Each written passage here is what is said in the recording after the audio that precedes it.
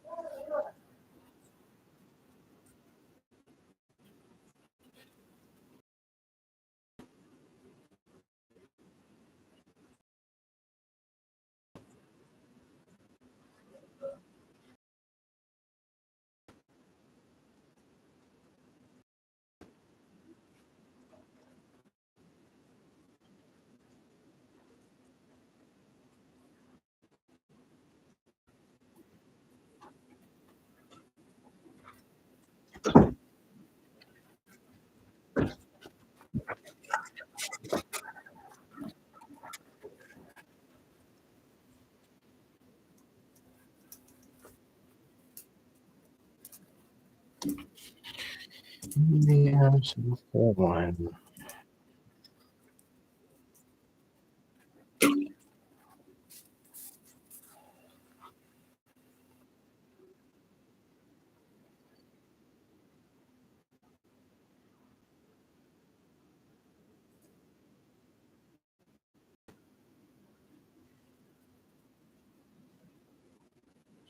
And good afternoon, evening, everybody. This is Art Shea. It's time for the show. Let's be reasonable. And of course, tonight is election night, folks. It's election night in America. It is here. We finally have gone, really about the 2024 election. It's been kind of a hot topic on everybody's mind since the midterms. Remember that red wave we were anticipating to have in 2022, which did not materialize. For most Democrats, they would believe that it didn't materialize because I'm going to say I think it did exist. I think that it was uh, because of Trumpism as a whole, and probably also tamped down because of COVID. But again, 122 red wave didn't materialize. We'll see what happens with polling this time around. See if they are spot on. I forget to get a snapshot of real clear politics and before. I probably should do that sometime before he's going to come in. And we can kind of look at the polls and see if they are true to form or if they be off one way or another because of just what people uh, would surmise, right? So, in a nutshell, here's how I want to do things. And this is a live broadcast, right? So we'll do this on normal circumstances, but I thought tonight will probably warrant that so that we go live. But I want to spend a lot of time talking about, I should say, Kamala Harris's path to victory and discussing the possibility of, let's say, second victory. And for the most part, I mean, I'm looking at the 270 to win. Their calculator. How do you get to 270 and why is 270 important? Obviously, for anybody who plays politics, you need 270 electoral votes in order to declare victory. And looking at Kamala Harris's pathway to victory, it's got to go through the blue wall, so to speak. If she gets, let me just reset. If Democrats can manage to hang on to everything they won in 2016 and in 20, then the pathway to victory really is to get the blue wall states. If you get the 19 out of Pennsylvania, get the 15 out of Michigan, the 10 out of Wisconsin, then I mean, there's your 270. She's at 270, and the game is over. When does that happen? We know it probably couldn't happen. Really, between Pennsylvania, Michigan, and Wisconsin, I don't think you get an answer out of Pennsylvania until probably sometime latest Wednesday, right? Michigan, I think you'll know by sometime during the overnight, and probably Wisconsin, you'll know sometime within really midday. I say at the latest, at the latest midday tomorrow, so Wednesday. So, but again, her pathway to victory, the best pathway to victory is to get the blue wall, Pennsylvania, Michigan, and Wisconsin. Now, look, everyone's talking about the poll that came out from Iowa on over the weekend, and Seltzer's poll, in which he said that uh, Harris had a three or plus three advantage in the state of Iowa, which I gotta tell you, that's a hard one to swallow, given the fact that during the month of July, Trump had a 30-point on Biden in Iowa. And of course, after Harris enters the race, she did get a bump. She did get a momentum bump coming into the race. She got a bump after the convention, and she got a bump after the debate. So but that it came back down to earth. And really, the bump was really like when you look at the real clear politics spread, it was 2.3%. So still within the margin of error. However, when you look at it, one thing else, it didn't fall back because of anything. The market just started to change as people want to start paying closer attention. You know what? For anybody who watches election politics, really, people don't start paying attention to the race until after September. Well, you get into the month of December, you get into the month of September, and people start paying attention to the race. Prior to that, everybody kind of, people start making decisions about the race. And as you get closer, the number of independents becomes, the number reduces. But you'll have people today that will be last minute decision makers. They'll make a decision as on their way to on their way to the polling location, whatever the case may be, but they will be late. Late deciders, I think, will break more for Harris than they will for Donald Trump. All right. Now, I gave my prediction a few days ago, and I'll be glad to kind of go over that again. But I said that the race will be 50.8 Harris, 47.1 Trump. Now, I said that it would be that close because of your um, battleground states, right? Because I mean, you're going to have. I think the difference in Pennsylvania is probably going to be about 50,000 votes. Michigan's probably going to be about 20,000 votes.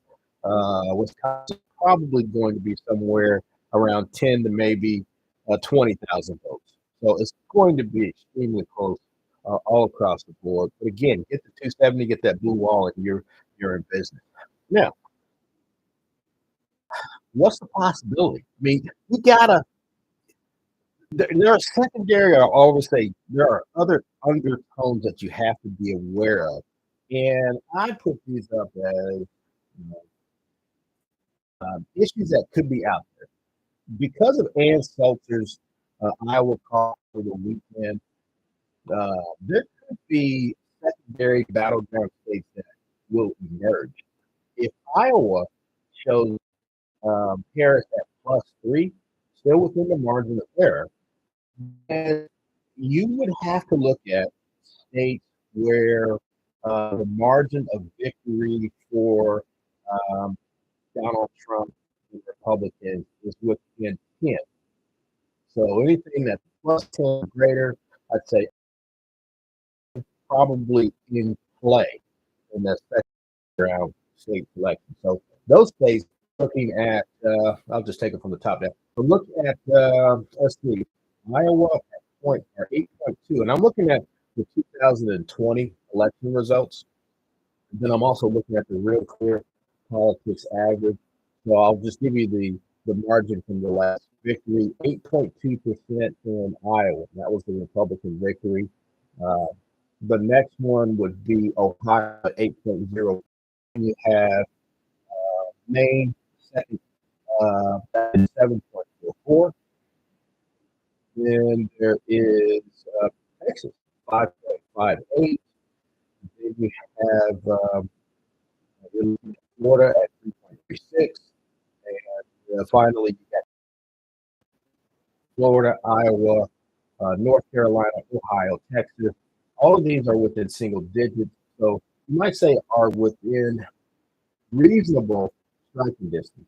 And I say reasonable striking distance because you have to look at individuals who are, let's say, let's use the state of Arizona as an example. Arizona, the never Trumpers and people who don't like Trump, you remember, they don't like Trump. He pissed on my boy McCain. I mean, he said things about McCain that they didn't appreciate.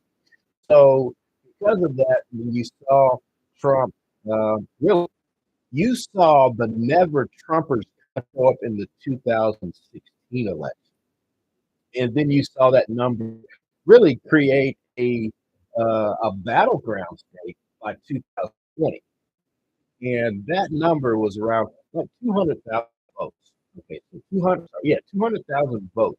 So what I said was take 200,000 votes for Trumpers uh, in the equation and look at the states that I just gave you.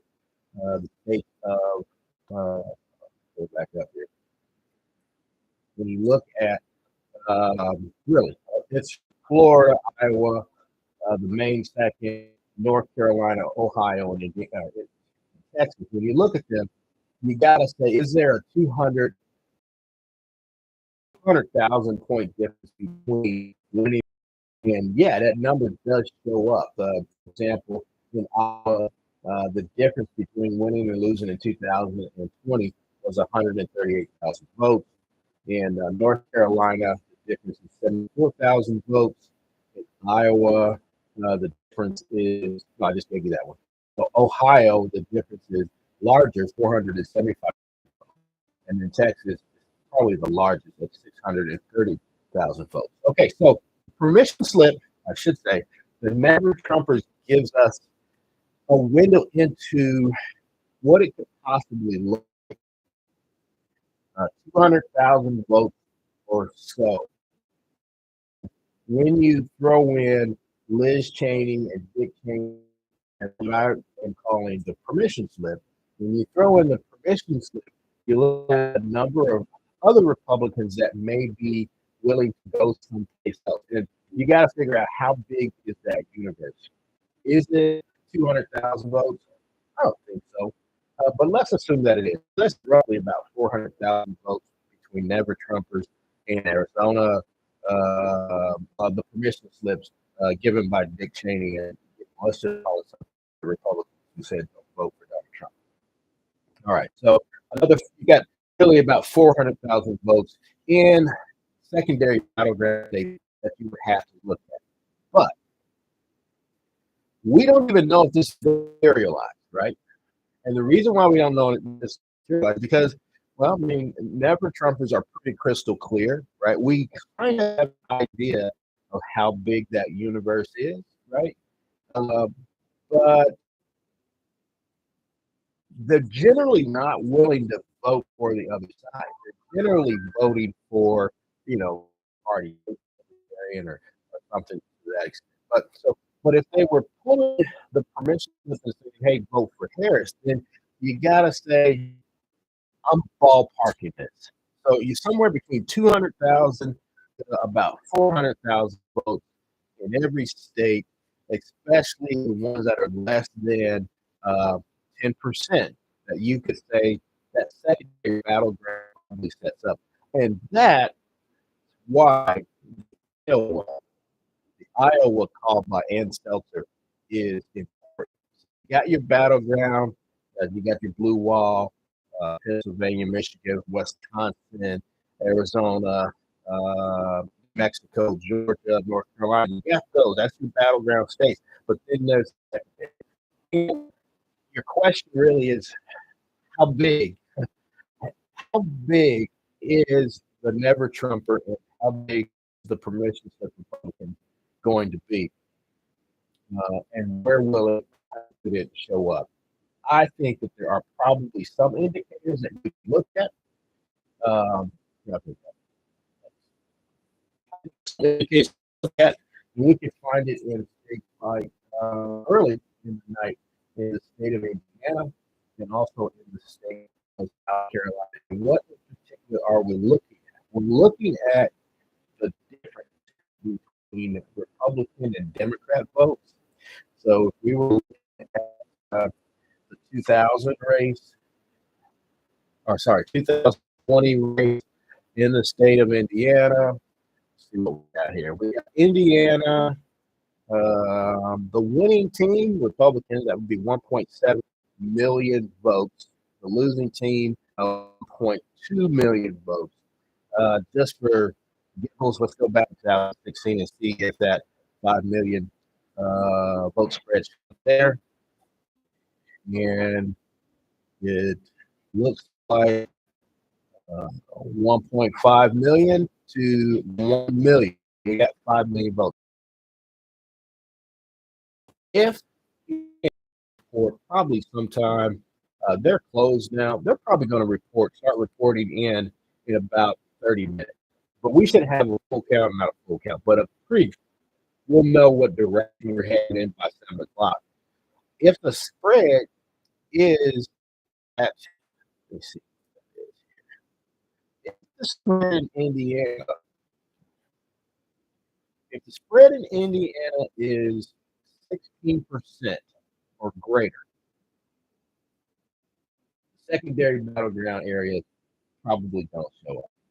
But if that spread is less than 16%, we could have some pull away of Republicans using that slip in order to either vote for Harris or not all.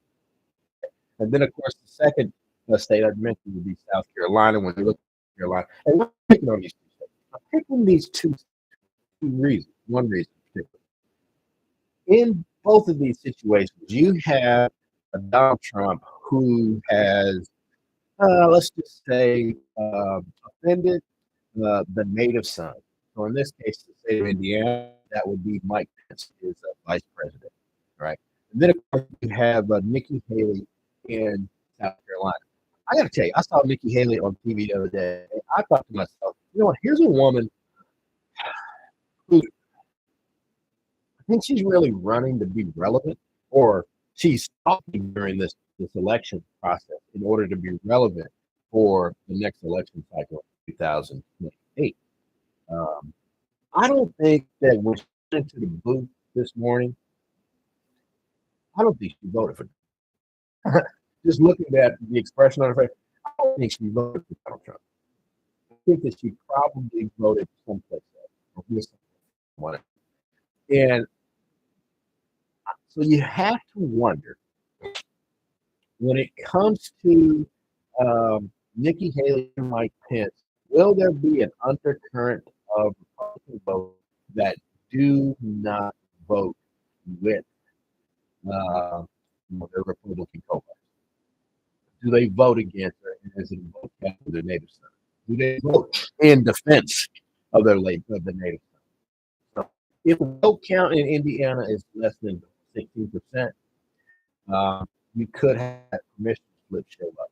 If in state of North Carolina, let's see what the spread is in North Carolina. North Carolina is 11%, 11.6%. If the spread is less than 11% in South Carolina, if it's less than 11% in South Carolina, then you could have that native son permission slip that I've been talking about. So we shall see as well. I mean, the 7 o'clock hour is, 40 minutes away or so. Indiana will be in, and we'll see what the percentage spread is. There won't be too much change to that. Neither will there be too much change to that in North Carolina. So that would be a good test for us to look at and see the permission slip and the never Trumpers if that shows up. If it shows up in the polls. The question really is the question we're asking or answering is how unpopular is Donald Trump? All right. He may not be unpopular at all. He may be extremely popular. And if he's extremely popular, then we will see Indiana 16%, maybe hold at 16%, that 5 million vote lead. In South Carolina, the 11% that they have, you'll see that 3 million or 2 million vote margin kind of stay at that same level. But if there's any contention within the Republican Party, I think that's your first read for the night where there could possibly be some issues. Now, on the blue side, on the Democrat side, obviously, everybody's talking about the battleground states. We're talking about Michigan, Ohio, and Wisconsin. You have to also consider, I went down 2 other states that were probably also in play on the Democrat side. Anything less than 2 or 3% on the Democrat side could be in play tonight too. So see. I'm just looking at 2020, 2%. Let's go 3%. So 3%. There's one right here. That's state of Hawaii. Well, let's see what the margin is in Michigan for 2020. Michigan's margin. Michigan's margin 2.8. All right, so let's say anything 2.5 or less. 2.3 to that is the bottom. Obviously, it's in 2.3. Then you got to go down to 6. That's got to be Pennsylvania. Yep. And then you got that's about it. No, go down here to Wisconsin. That's 0.6. Yeah. Okay. So really, I mean, and this is what this is what you're going to see. The MSNBC and would say mainstream news media. You're going to see the battleground for Nevada, Pennsylvania, Michigan, Ohio, or not Ohio, but Wisconsin. And those are areas where they can easily flip to Republican. Flip them. If you go to New Mexico, New Mexico, yes, Nevada 6, and you lose Wisconsin, lose Michigan, lose Pennsylvania. I mean, you're looking at 280, 226. I mean, so that's a victory for the Republicans. So it doesn't take much to kind of turn the tide. But the question on the table is, how big is the operation on the ground for Democrats and for Republicans? And what we can see anecdotally, right, in the battleground state is that Democrats have a bigger footprint on the ground than Republicans do. So that should favor Democrats. And I've seen a lot of the exit polls, which I'll be interested in seeing a little bit later too. Just looking at people who are making last minute decisions. You got people who are making last minute decisions. So that's your secondary battleground state that people look at. Again, I'll just reiterate those states, secondary battleground states, because of the Iowa information. You got Florida, Iowa, the main second, North Carolina, Ohio, and Texas. Texas is a long shot. Ohio is probably a long shot too, but North Carolina, Iowa, and Maine, the second, are in play. So those are secondary battleground states. Florida may also be in play at 3.3%. That could be play. But the reason why I don't know. I saw some exit poll information earlier from women voting in Florida because of the abortion piece, and women are voting yes for the ballot initiative, but they are voting for Trump, which is interesting because here, if I were a woman, I would be going into a booth voting for Trump, thinking that, well, what happens if you get a Republican House and a Republican Senate? What's the likelihood, right, that they put through some type of nationwide abortion? They said it wouldn't do it, but it's on the table. You got to think that that would be on the table. So if it's on the table, I mean, Trump says he wouldn't sign it. However, I'm here.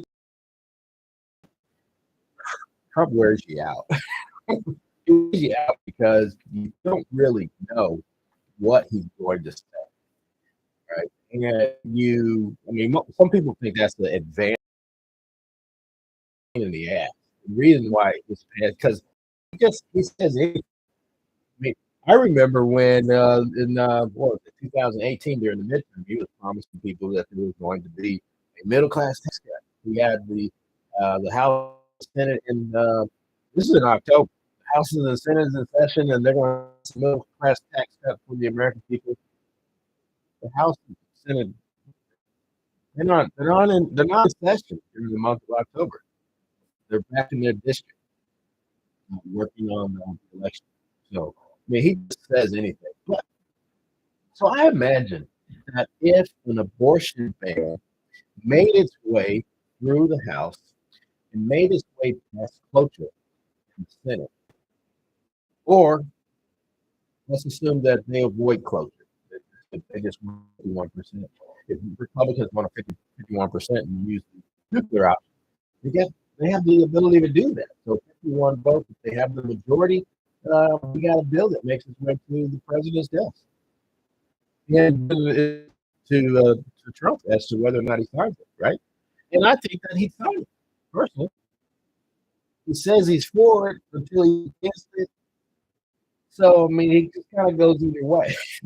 So when you see that, I mean, you got to sure those battleground the mind of Florida look at the end polls makes no sense. But that's just anyway. Back to my other issues that I think will probably show up in this election. So you got abortion on the ballot in 1, 2, 3, Arizona, Colorado, Florida, Maryland, Missouri, Nebraska, Nevada, New York, and South Dakota.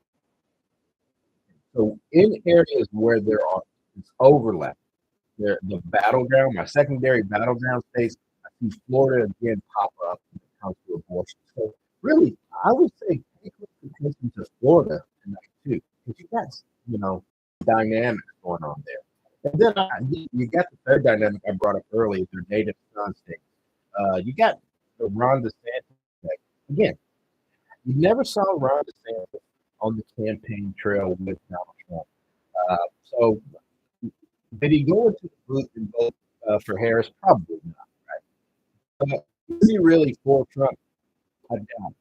Again, but you don't see DeSantis out there like you see Nikki Haley. Nikki Haley is out there campaigning to win the nomination in 2028. That's why I see her. But anyway, so abortion on the ballot: Arizona, California, Florida. All right, Arizona, Colorado, Florida, Maryland, Missouri, Nebraska, Nevada, New York, and South Carolina. So, all right, so we got secondary battleground state. The permission slip given this guy because he's a fascist. That going on, the native son piece. Yeah, my last issue. My last issue. I say issue not because I believe it would throw an election, but you cannot discount the fact that COVID did happen.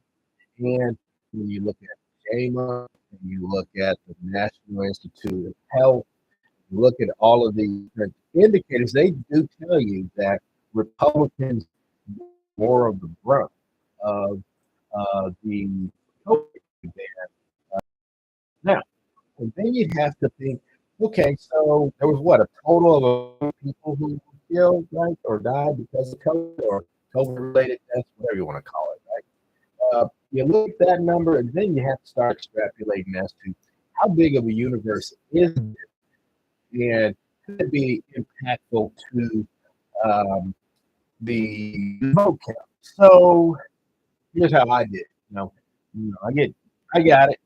Everybody does it a little different. But I looked at the total number of deaths, and I just picked people 65 years old and older, right? And when you look at NIH, in the NIH, it tells you roughly there's about, I think it's at 4,470,000 deaths of people 65 years old and older per 100,000, right? So roughly that's like 14,000 and some change. So sorry, 14 million and some change. So 14 million deaths of people 55 years old and older. Then I have to look at the number of registered voters, Republican, Democrat, and and it gets a little murky here because the data, some states report it, other states really don't report it. So you're kind of guessing as to what the magic number. I think the magic number for Republicans is about 60,000 or 60, sorry, 60 million. The number for Democrats is probably somewhere about 60, um, 62 million. And then you got your independents, which really is bigger than the number of Republicans. So another, really call it about, let's say about, well, wait a minute, 60 million for Republicans, 65 million for Democrats, 60, about 62 million, somewhere in that space. That may be right. If you think about the number of Republicans percentage wise, it's like maybe close to 30%. The number of people who call themselves Democrats, about 32, 33%. And the number of people who call themselves Republicans are independent. Actually, I think it's across 40% now. So the number for independents is greater than Democrats. Let's say 60. Uh, so let's say about 65, because the number of registered voters comes to about 180,000. Is that right? Yeah, that's about right. Anyway, so back to the point. The point is, how big is COVID in this election cycle? That's my last item. I think after you look at the number of deaths per capita, let's say again 400 or sorry 4,470 per 100,000, some like 14 million. Then you got to think about the states where that would be impactful. And of course, there are some states bigger than blue states, mainly, right? More population than red states. Uh, and you start looking at that, and what's the impact? At the end of the day, and go on. At the end of the day, I think that it's probably somewhere between 500 and maybe 1,000 people in battleground.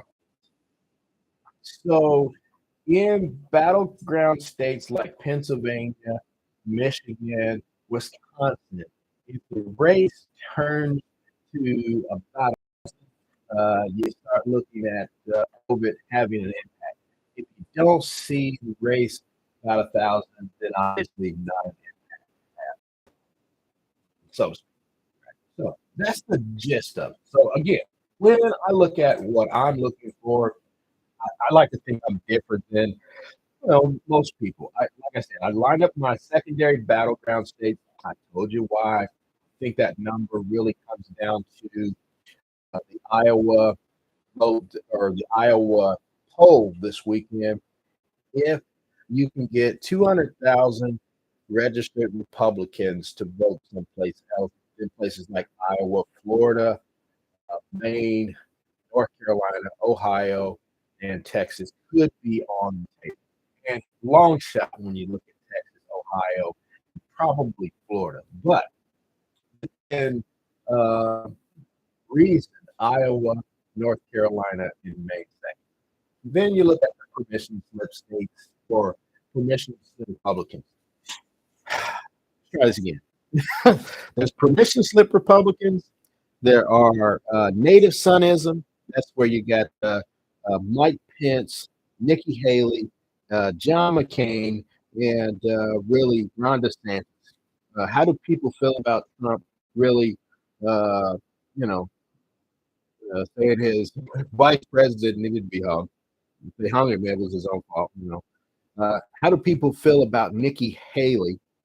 Remember, Nikki Haley got like 40, almost 45% of the primary vote.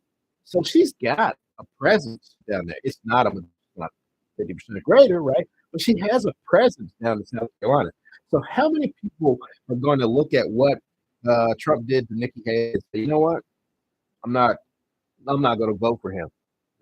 Because you do see this. You do see the native sonism show up in the state of Arizona. You saw this in 2016. You saw it in 2020. And I think you're going to see it again. That's the reason why Arizona is so tight. Arizona isn't tight because you got a number of Democrats moving into Arizona. No, you have a number of Republicans that are, well, John McCain type Republicans, and they're just not. They don't like Trump. So, and then you got COVID. So again, my 4 or 5 issues: secondary battleground states, abortion on the ballot, permission slip by Republicans to vote for Kamala Harris, the native sonism, and the COVID vote. So we'll see how these things turn out. Again, I believe your bellwethers early will be in Indiana and South Carolina, especially when it comes to the native sonism and the permission slip. We'll see how big the universe could possibly be for individuals in the Republican side who don't like Trump. Now, I say all that, right? I say all that. And then I go back to this. I've watched Republicans really over the past 40 years, really. That's how long I've been around. I'm 53 years old. But I've watched them. And as painful as it is, as painful as it is to say, I have seen the number of times that I believe Republicans vote against their own interests. Look, and title of the show is Let's Be Reasonable. Okay. I know that Republicans can look at African Americans and say, they vote lockstep with the Democrat Party. To which you can say that, well, there is a preponderance of evidence to suggest that that possibly is true. And then you have to ask the question why. I mean, I don't think it's because they're stupid or whatever, but I think that I call it magic, right? I'm just like, I look at Republicans, and there are certain things that you just can't really understand why people do what they do, other than to say they're looking at something that you don't see. So that's where the magic comes in. And, these guys, I mean, it may not be logical, but this is just what they do. And I have seen Republicans over the past 40 years just do things that, I just kind of scratch my head at and say, well, why are they doing that? Don't they know that they're voting against their interests? And they don't care, right? So it's quite possible that none of this stuff that I brought up shows up. The secondary battleground states don't show up. Abortion being that big of an issue doesn't show up. The permission slip given by the Cheneys and other Republicans to vote for Kamala Harris, it doesn't show up. The native sonism, people will say, you know what? I don't give two craps about Mike Pence anyway, and Nikki Haley is a rhino, whatever. That issue doesn't show up, right? And then, of course, the COVID factor. It's a small number. It's like, when you drill it all down, it's like call it 0.09. You don't know if it's really going to show up. But those are the issues. And I have, again, seen Republicans just vote Republican just because. And you got to ask yourself. I mean, people act like this stuff just happened yesterday. I hear a lot of people who will say, I look at the last 4 years and, I think Trump's administration was light years better than this one. Well, it's relative. It's relative. And when I say it's relative, I want you to think of it this way. When you look at the tax cuts, people were like, yeah, I like the tax cuts. I like the tax cuts. I like tax cuts. I do. But I have a business too. And I have a small business. So I can tell you that the tax cuts really didn't help me. They actually hurt me. Sounds counterintuitive, but look at the effect of what the tax cuts did to some small businesses. I don't care. You can read News Weekly or wherever. They'll tell you about it. that there are just certain things that you weren't able to do as a small business because of some of the loopholes that were closed. Anyway, I digress. Look at the tax cuts, and you can say that they were not paid for, right? So that is a that puts you in a situation where you're running deficits. When you run deficits, people, that eventually comes due, right? When you look at executive actions and trying to move money from, let's say, one fund to another in order to pay for the border wall, well, that only gets held up in court, right? So, and you could applaud the fact that he wants to do something about it, right? However, you still have to say to yourself, wait a minute, I mean, why don't we just get it approved by Congress, right? Let's hammer out the legislation and just get it done. But that's not the way that he decided to do it.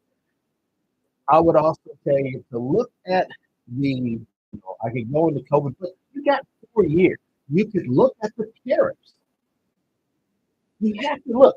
When you look at the tariffs, you have to say to yourself, well, if you're going to, let's say you're receiving, 60% of your goods, imports come from China.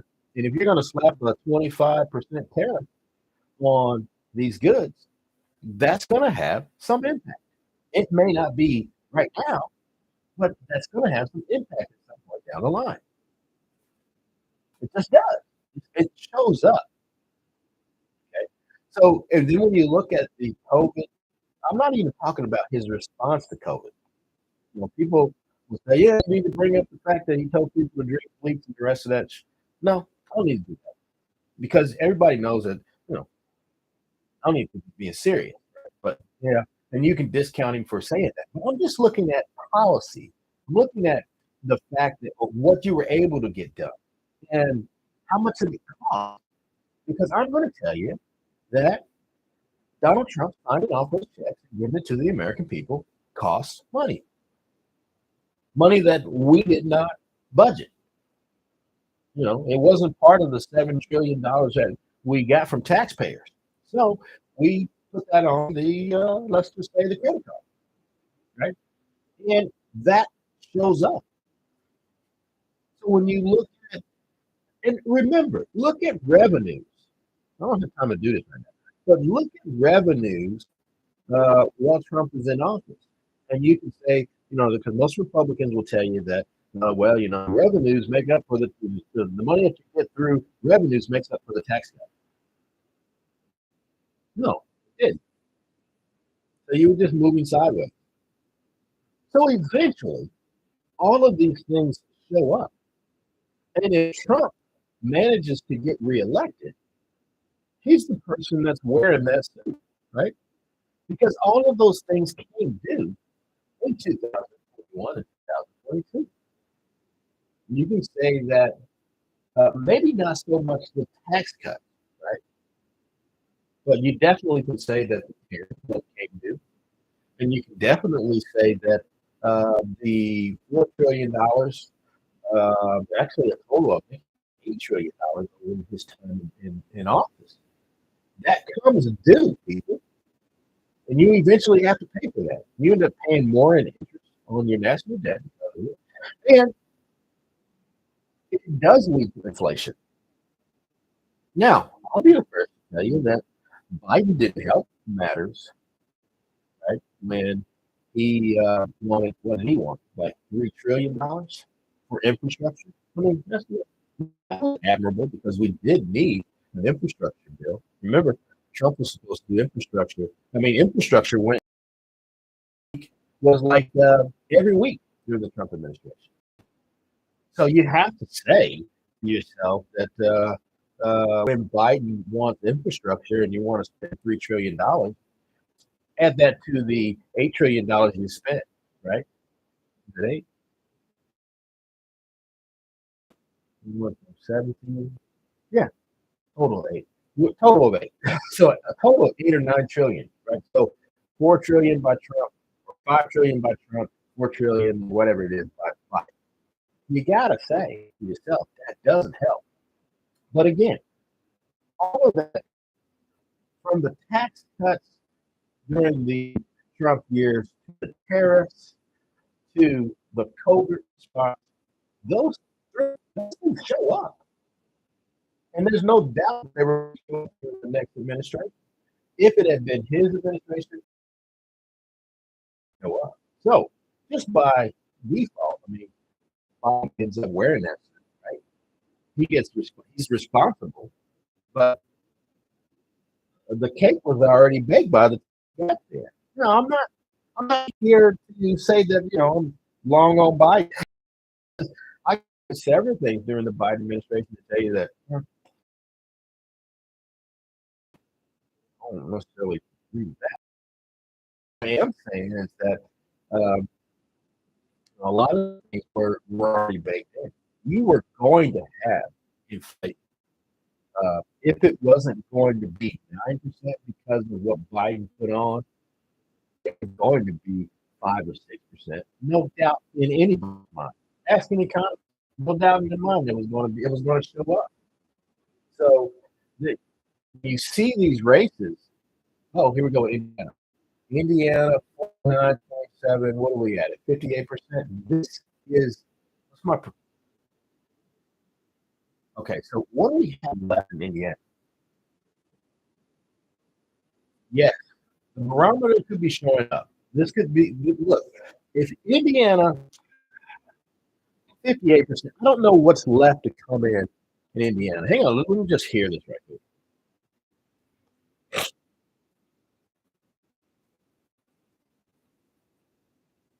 This is Hamilton County.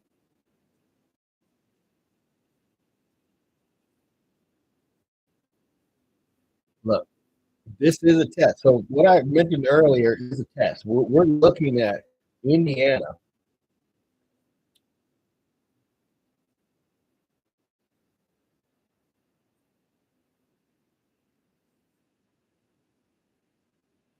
Okay. Okay. So here's what we got. I know our test early will be Indiana and Carolina. And 40, so 15%. Remember, if Indiana is less than 16%, there is some never Trumpers. There could be something to never Trumpers and the permission slips given to Republicans to vote for Democrats for Harris. There could be. So we'll see how it turns out. But Indiana statewide, you look at that again. Indiana statewide,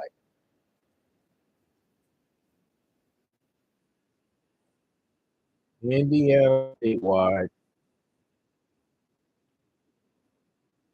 Indiana statewide. Pull it back up here. Okay, so Indiana statewide, yeah. Okay. All right. So statewide, you're looking at 11% of the vote in it's 60-40. So I'm going to say right now, Republicans don't vote for Democrats. They don't vote for Harris. I don't see it. So we'll see how the rest of Indiana plays out, but it's not there. So the native sonism, what are they saying with regard to Mike Pence? The state of Indiana says they don't like Mike Pence either.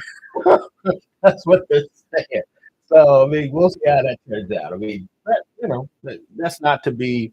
I guess that is to be expected. Mike Pence was not a popular governor. I mean, in fact, I believe he ran or wanted Trump to pick him for VP because he wasn't popular. But anyway, so the next test will be South Carolina to see where that falls. But as Indiana looks right now, with 12% of the vote, I mean, you're looking at 20. Your percentage of victory for Trump is 20. I mean, that's huge. I mean, that's huge.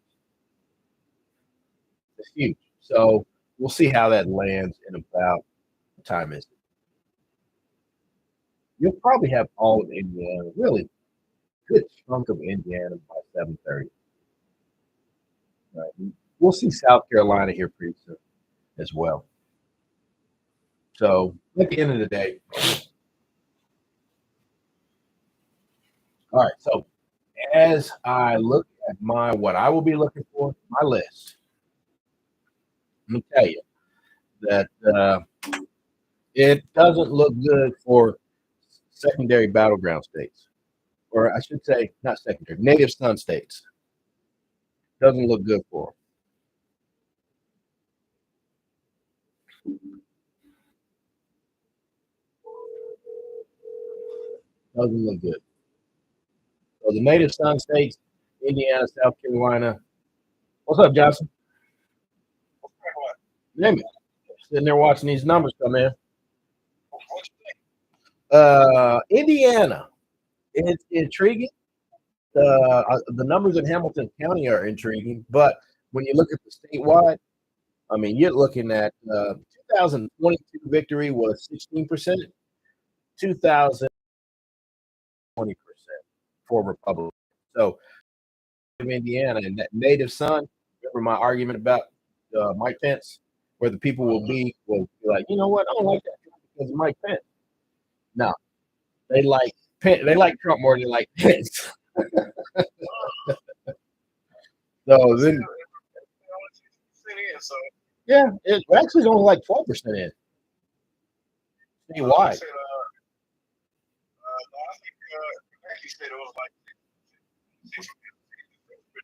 No, that was Hamilton County was 60%.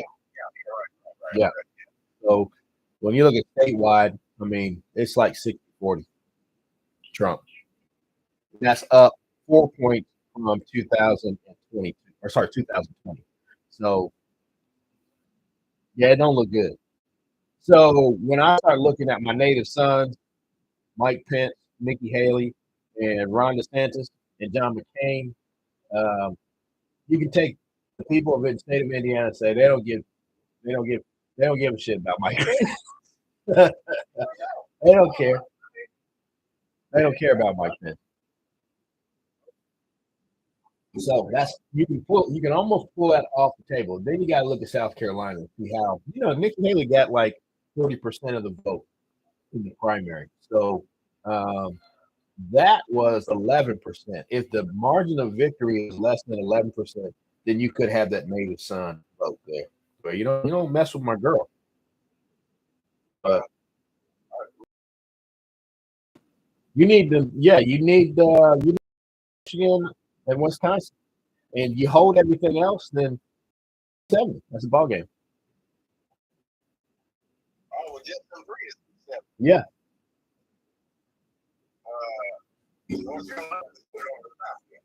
yeah. North Carolina would be icing on the cake. Um, but we'll just have to see where it lands. Sorry, man, I gotta eat a burger. Do my live. Mm-hmm. Yep. Yep. All right.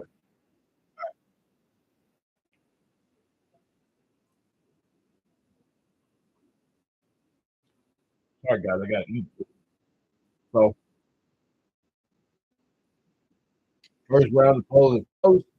First votes are already coming in.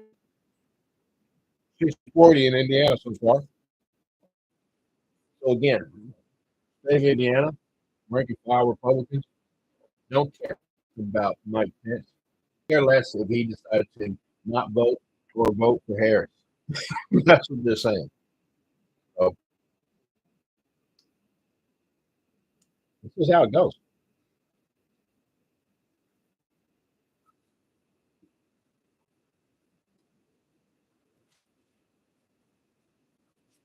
That's just a burger in.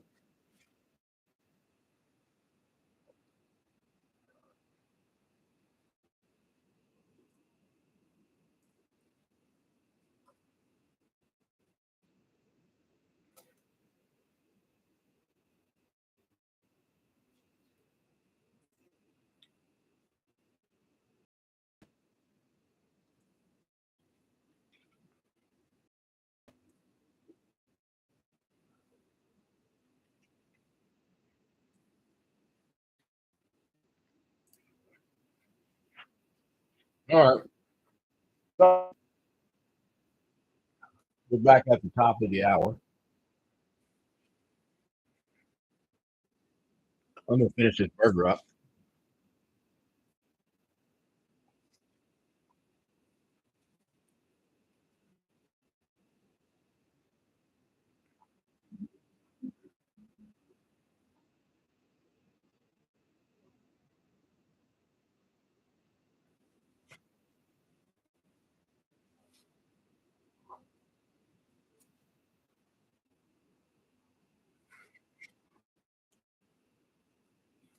All right. So,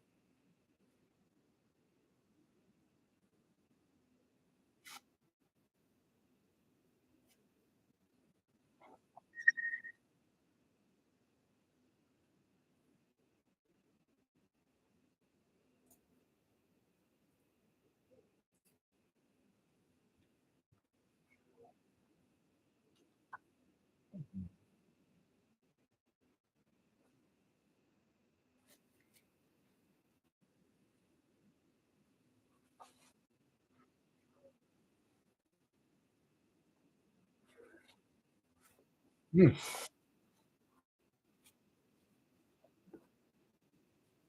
gotta eat, people.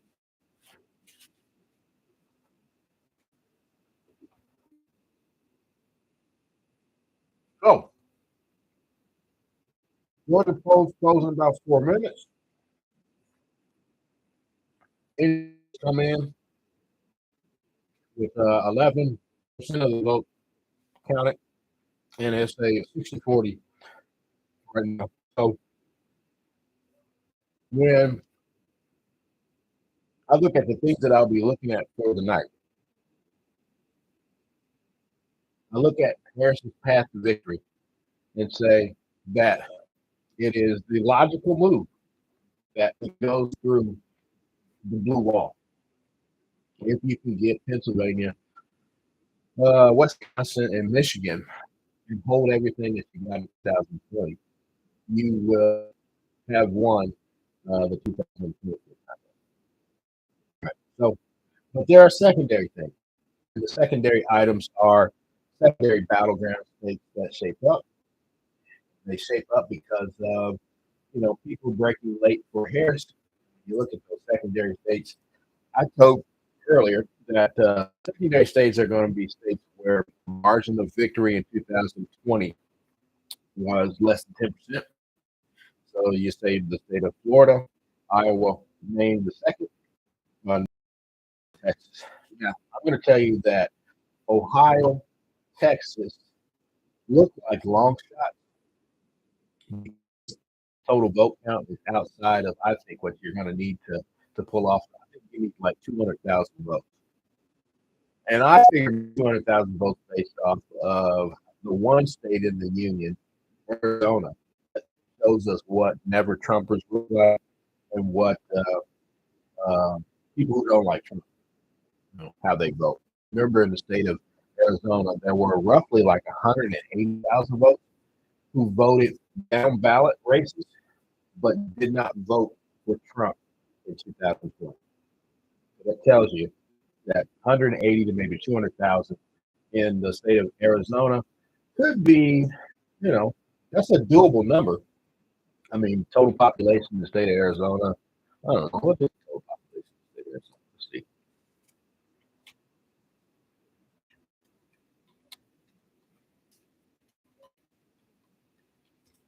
7.3 million.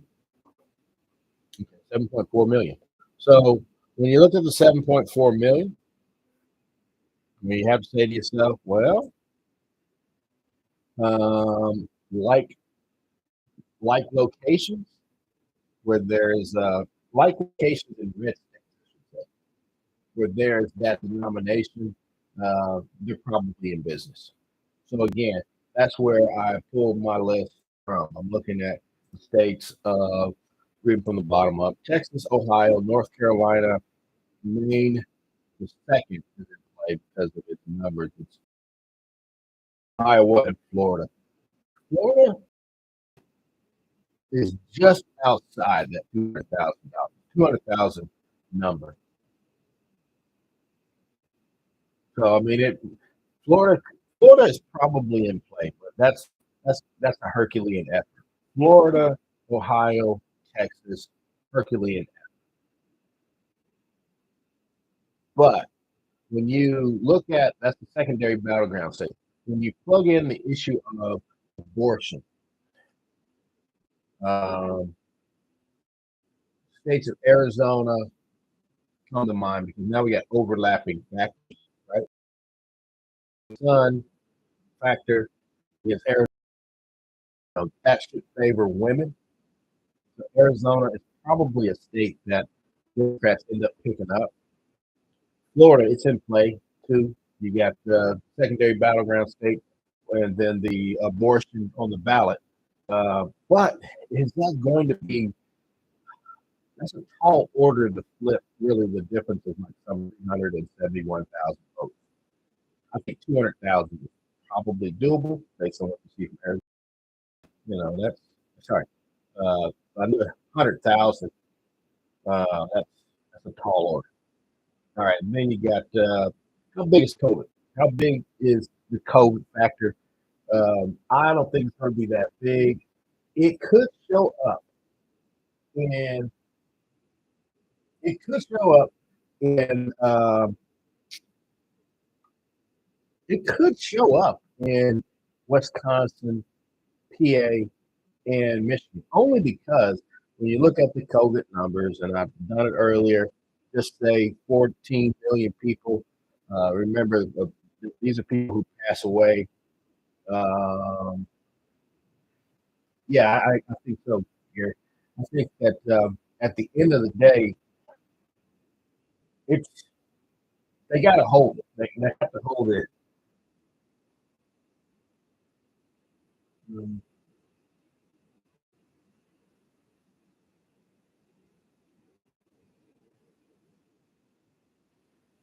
I don't see enough information. I don't see enough information to change what I think. Remember, I mean, here's what I ultimately think. My ultimate thought is this: the logical path for Harris victory is going to be the blue wall states. It's going to be Pennsylvania, Wisconsin, and Michigan. You pick those up and hold everything else, you miss the ball game. Right? If you get North Carolina, that's gravy. If you can get Iowa, that's also gravy on top. But it that's the logical path. The secondary path, what I'm looking at. What if you do pick up Iowa? What if you do pick up North Carolina and all these other places? It just makes the pathway easier for Harris. Makes it easy. And I like options, right? You need options in this this game because if your number one goes out, if you lose the blue wall, you need to be able to get them someplace else. Yeah, remember what I said. I mean, I also said that when it comes to Republicans with the permission slip, Dick Cheney and some really 500 people basically saying, vote for Harris. I still say, even though they have the permission slip, I think Republicans have never voted their interests, right? They always vote against their interests. And if that is the case, then you know that's the pathway that she doesn't. Those people, you think that it should be greater than 500 people that vote that will vote Democrat. However, they won't show up, and I think that's probably I got 40 years of history to look at and say that then they're MO, right? So I would say they don't show up. Don't count on Republicans to be able to this game is going to be won in on the ground. You need to have a ground game. And, Republicans don't have a ground game, but I believe Fox News is you know Fox News creates automatons, right? Fox News creates zombies where they just do whatever Fox News tells them to do, and that they say that that's what African Americans do anyway. Right? African Americans just blindly vote Democrats. They really don't. I don't believe that's true. I just think that when you look at African Americans, you look at their, I don't want to call it loyalty to Democrats. I just think that you see different types of Americans that shows up. Right? You have Republicans. This is just me. All right. And anybody feel free to disagree with me and chime in if you want.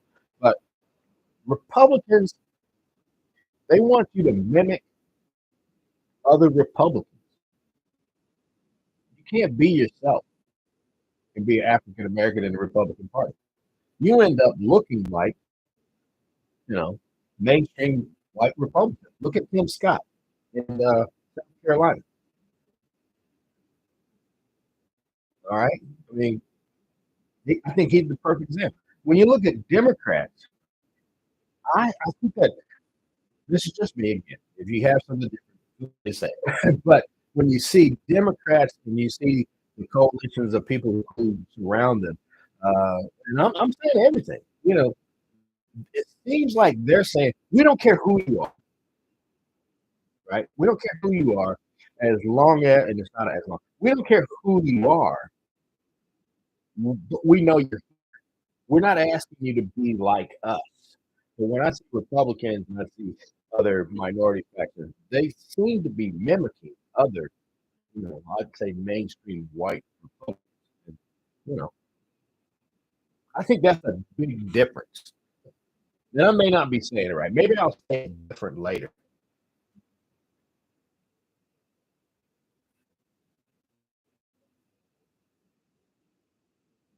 Yeah, maybe so, Greg, because Iowa is 6. Yeah, it does cancel that.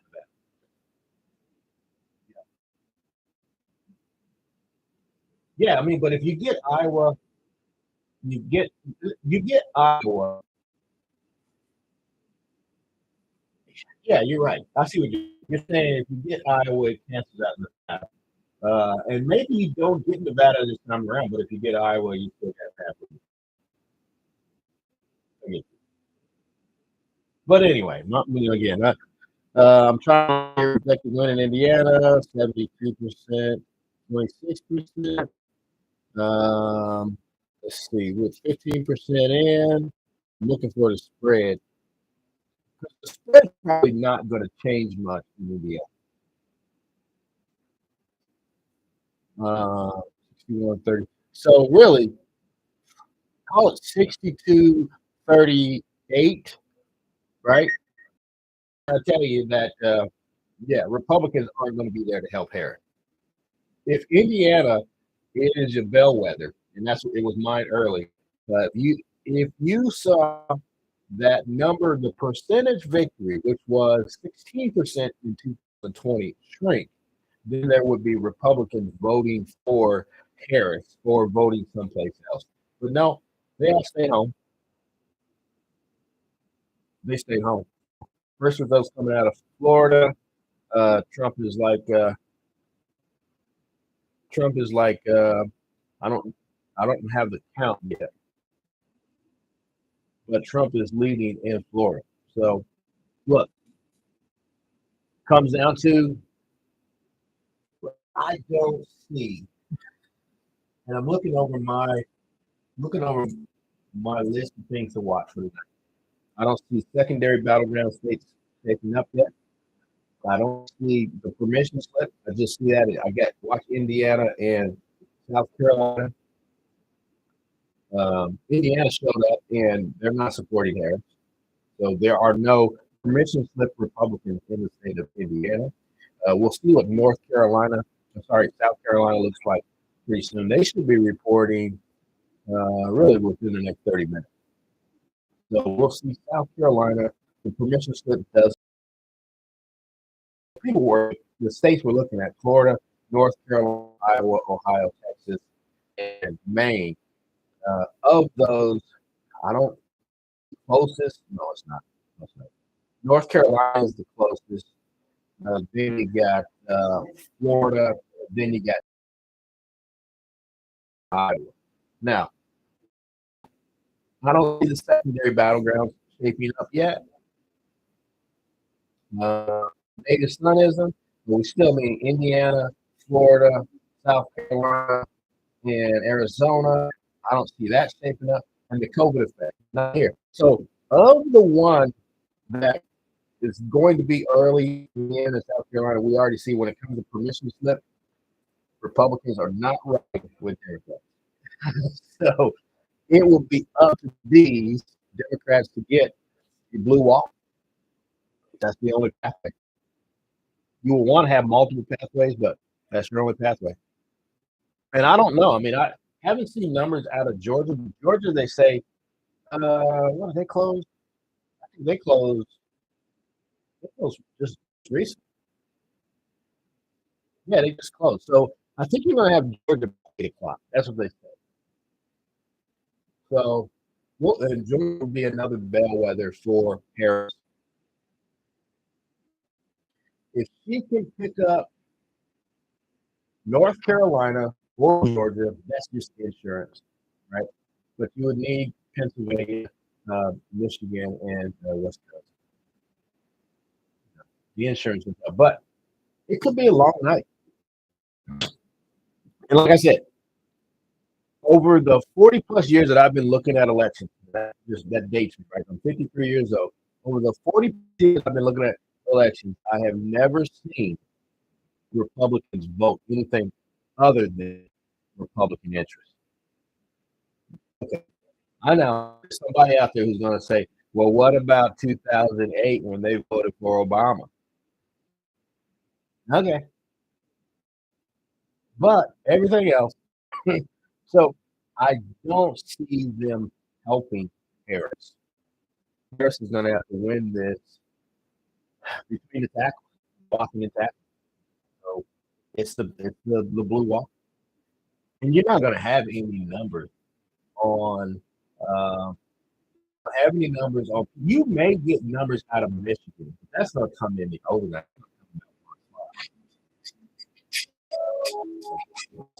Start. So that's going to come in the overnight. You won't know anything about Wisconsin. It's going to be probably midday tomorrow. Pennsylvania is probably going to be midday tomorrow. Allegheny County and I can't remember the other.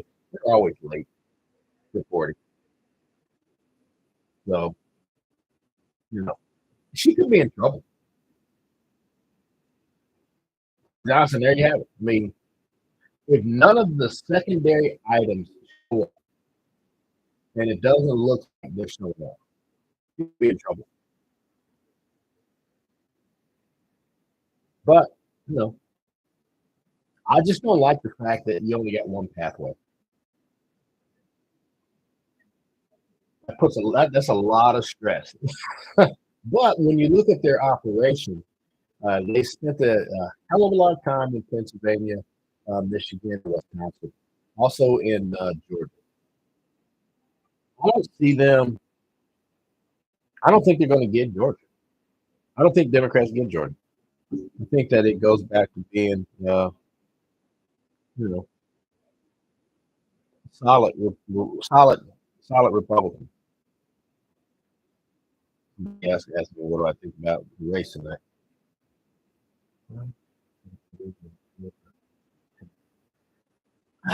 Well, that's what, Greg? The reason why I bring it up is because of the anti-culture call from the legislature over the weekend. When you look at her reporting, you saw the break of independent in particular. If you were going to see that in Iowa, there were going to be other states where that same type of activity would happen. And it turns out that would happen in states where the percentage point was in single digits. And the population, the difference between winning and losing is somewhere between like 180,000 to about 250,000 votes. So when you look at Texas and you look at Florida, they are at, let me get my list here.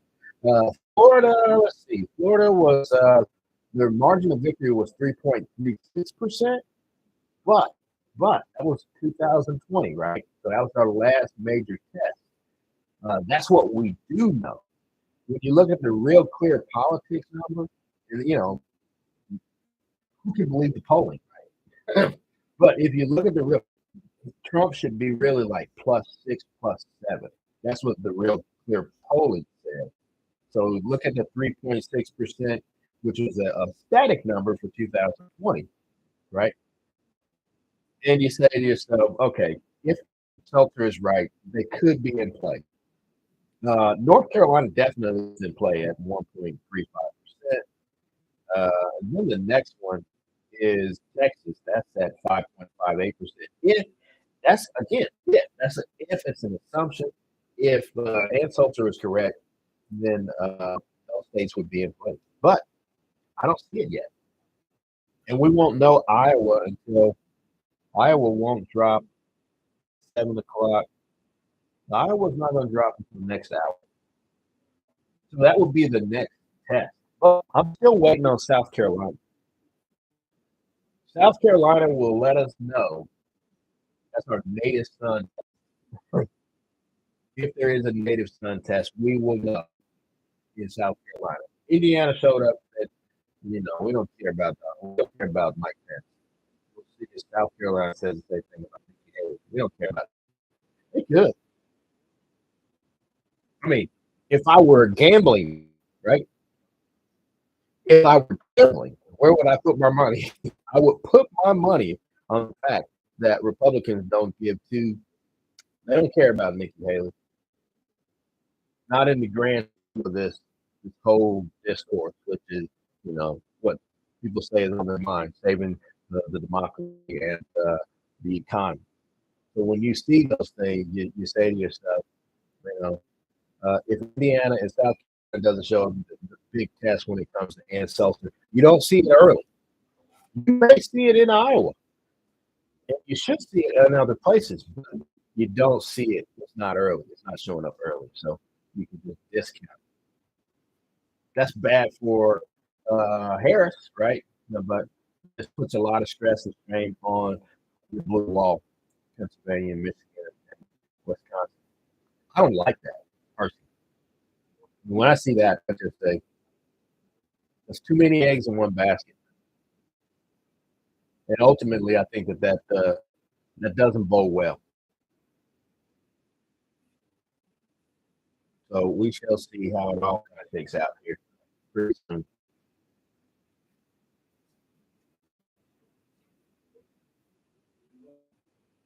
We shall see. So, all right. So, Georgia, Fayette County, 61, Trump. That's the county, but what's the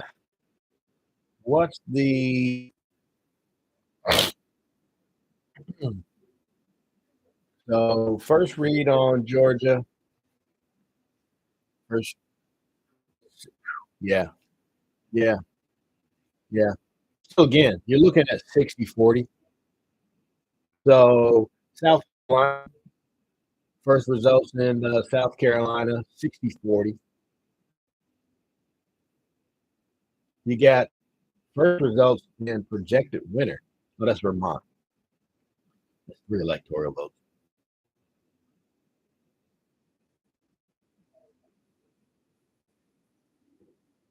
So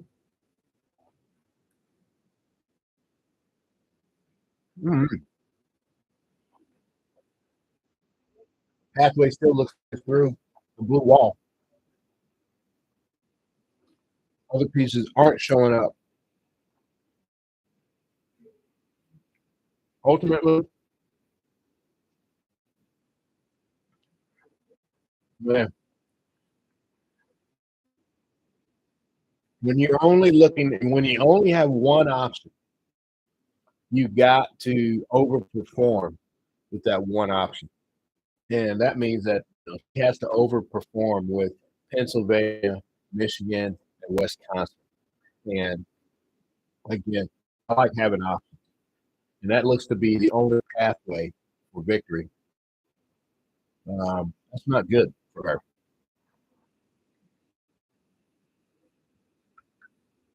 I mean, you really do have to run the table and you have to keep the bottom. If you keep the night, if you keep the bottom and you run the table on the blue wall, you get your victory. But I would much rather have some insurance like North Carolina, Georgia, up Iowa. That's right. Yeah, that's good. So that helps. But I don't want to offset. I don't want to offset Iowa, get Iowa, and lose Nevada. So, it's early, but at the end of the day, uh, like I said, you look at Indiana and you look at uh, South Carolina, and you say to yourself, if there is any movement in the Republican Party when it comes to your 5 factions, remember you got the faith and flag crowd, Those are your evangelicals. You got the neocons. You got the populist wing of the party, which happens to be more conspiratorial, right? Then you got your libertarian group, and then you got your rhinos. Of the five, if you were going to get any movement out of the five, it was going to be from the romcons or the neocons, right? The neocons, and there's roughly about what is it, about 10 to maybe 15 million neocons out there, based on the party faction. You would need that particular group to show up for Harris. And you don't see it early. You don't see it in Indiana. You don't see it in South Carolina.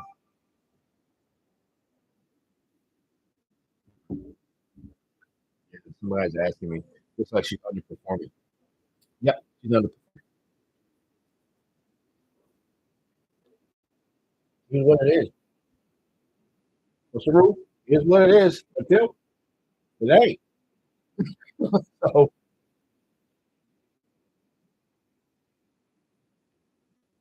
I mean, yeah, I think women get a second bite of the apple, but I think they're going to get turned away at the end.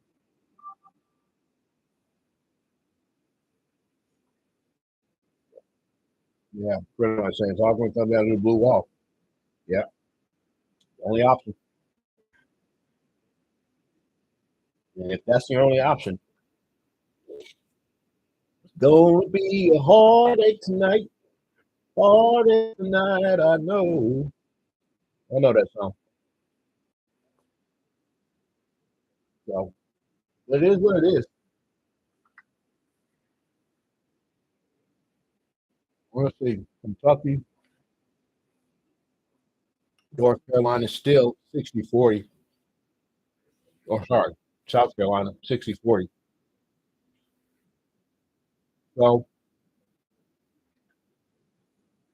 if she's going to get any help from Republicans, you're really looking at Iowa. But Iowa in its 6 votes could keep you from Nevada, losing Nevada. Let me do this again. 'Cause I'm pretty sure you get Nevada. I think she's probably going to get Arizona. I think she gets Arizona. That's 243. Pennsylvania, Wisconsin, and Michigan. That's 287. Colorado. Somebody that's blue that shouldn't be blue. No. So it goes through the blue wall.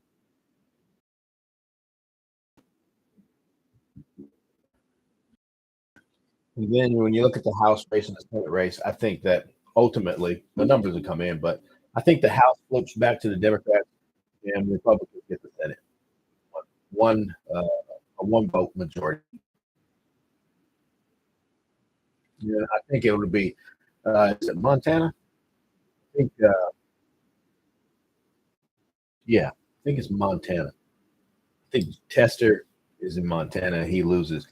That's going to be weird too. But you know, Republicans don't care that they get it right. They just want to win. So we'll see how that turns out. But it's early. Iowa next hour. We don't see any help, and maybe I'll just as a recap, folks. Um, the pathway to victory that most of the media is discussing is through the blue wall.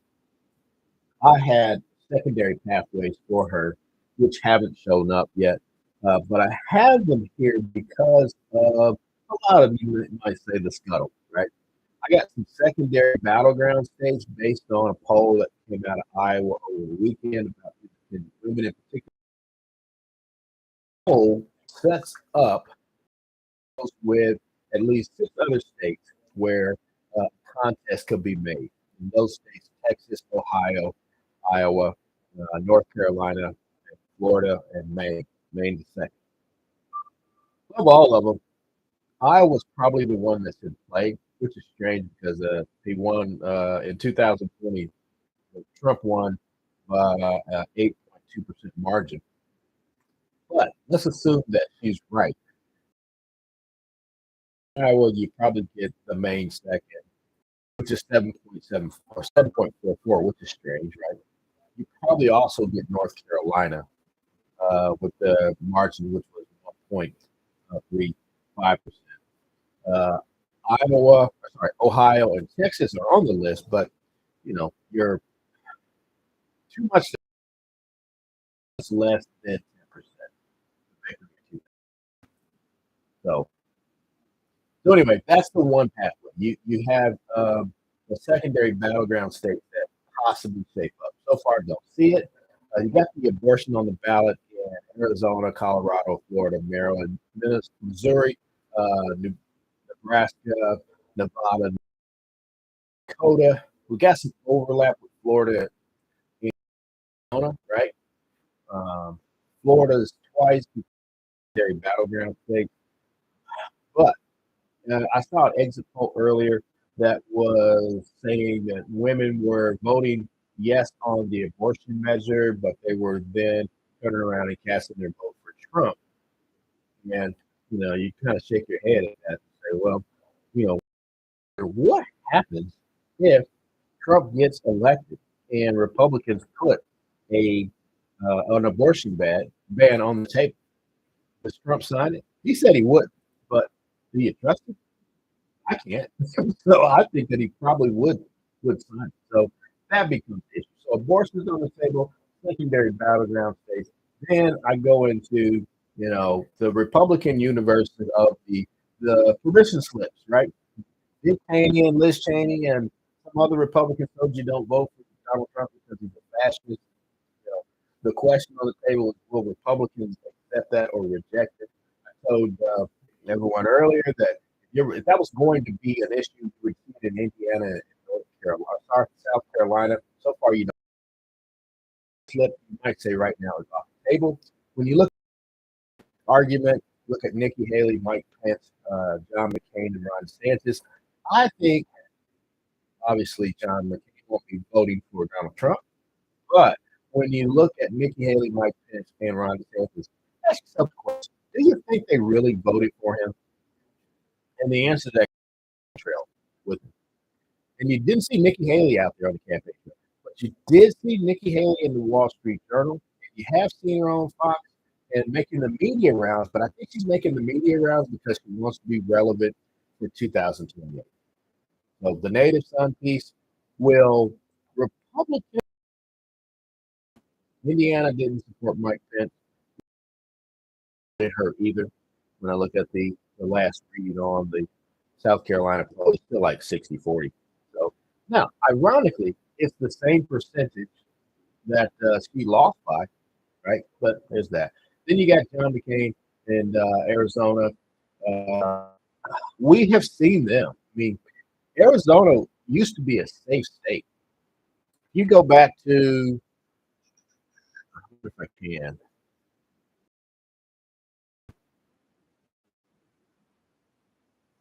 anyway, I mean, I can just tell you. But if you go back to 2012, that was the last year you might say Republicans were riding together in Arizona, right?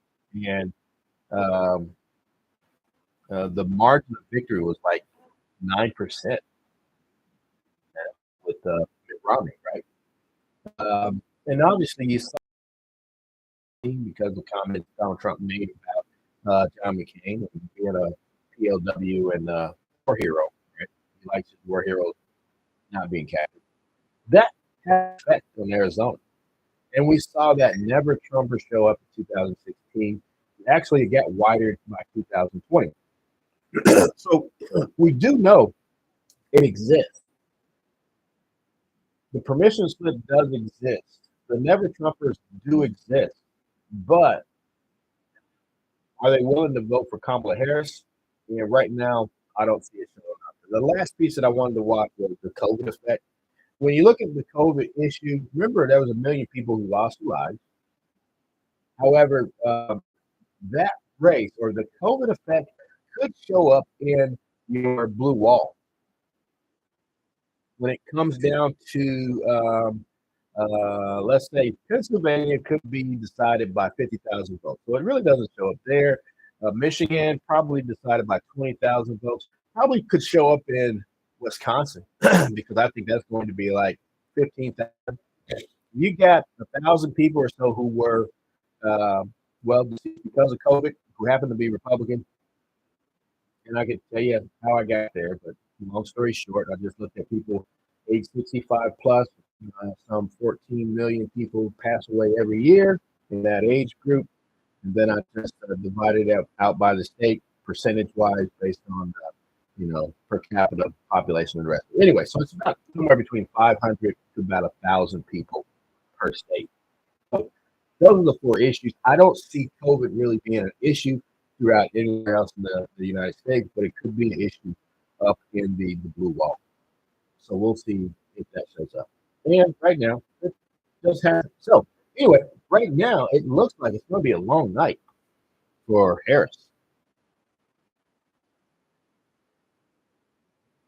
I mean, that's the way it looks. So, I mean, it is what it is, right? Until it ain't. And you only have right now. She only has one pathway to victory, and that's through the blue wall. You got to hold everything else and get the wall.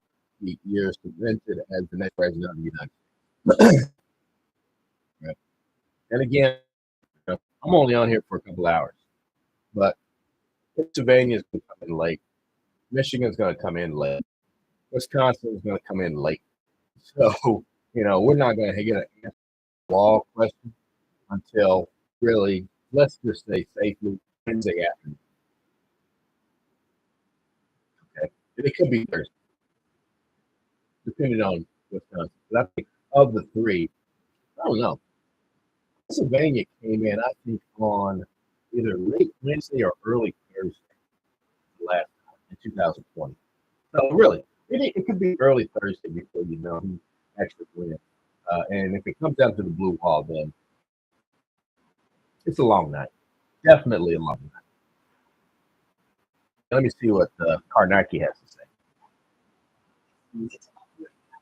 In a lot of these, it looks like it's really looking in one that. So I see total statewide. We get the Democrats in there.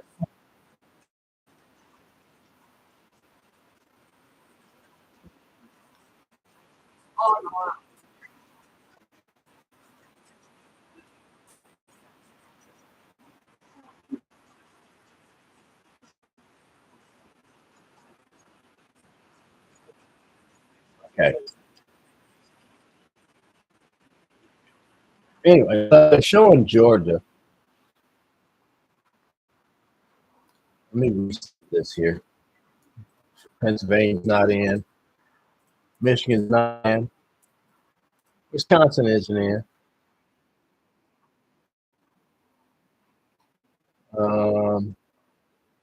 Now you're just looking at places where Democrats should win.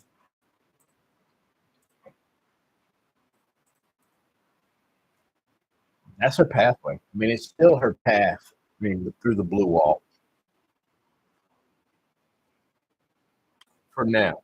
I mean, we'll see. I mean, if Ann Self is correct, they pick up Iowa, then that's a little bit of insurance.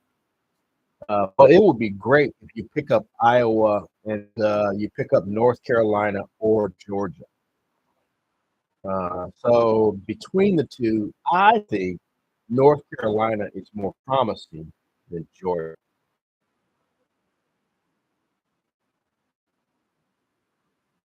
So we'll see how that all kind of turns out.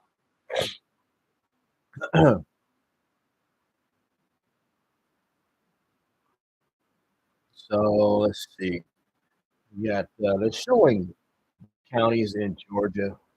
I'm looking for the statewide number. Final voting underway. What else coming in? South Carolina, 60-40 still. So I'll say it again at the toward the top of the hour. I'll save it um, for 8 o'clock Eastern Standard Time, and just to kind of tell you what my secondary routes are for Harris if they exist. And it's a big if uh, that those ifs require Republicans mainly to vote with Harris. And it didn't show up in Indiana, and I don't see it right now in South Carolina. Statewide, North Carolina looks good for Harris, but that's with 2% in, 2% in. Really, at 70-30. Trump needs to make up a lot of ground, but remember, they will because the rural counties come in later. So in big areas, looks like those are already, not all of them are in, but Raleigh looks to be in. Yeah, Raleigh looks to be in. Asheville is in. Um, the outlying areas of Raleigh, which probably will go Democrat too. Some of those are are areas that be flipping from R to D, so we'll see how it turns out. But I think North Carolina probably is the one she picks up. I don't think she gets Georgia. It's Georgia. I'm here to tell you, you get Georgia, you get North Carolina, and you pick up your blue wall. I mean, really, you can just you don't even need Nevada, Arizona. Uh, yeah, let's put it here. Let's just put it on here. You get blue wall, and just leave those two out there. All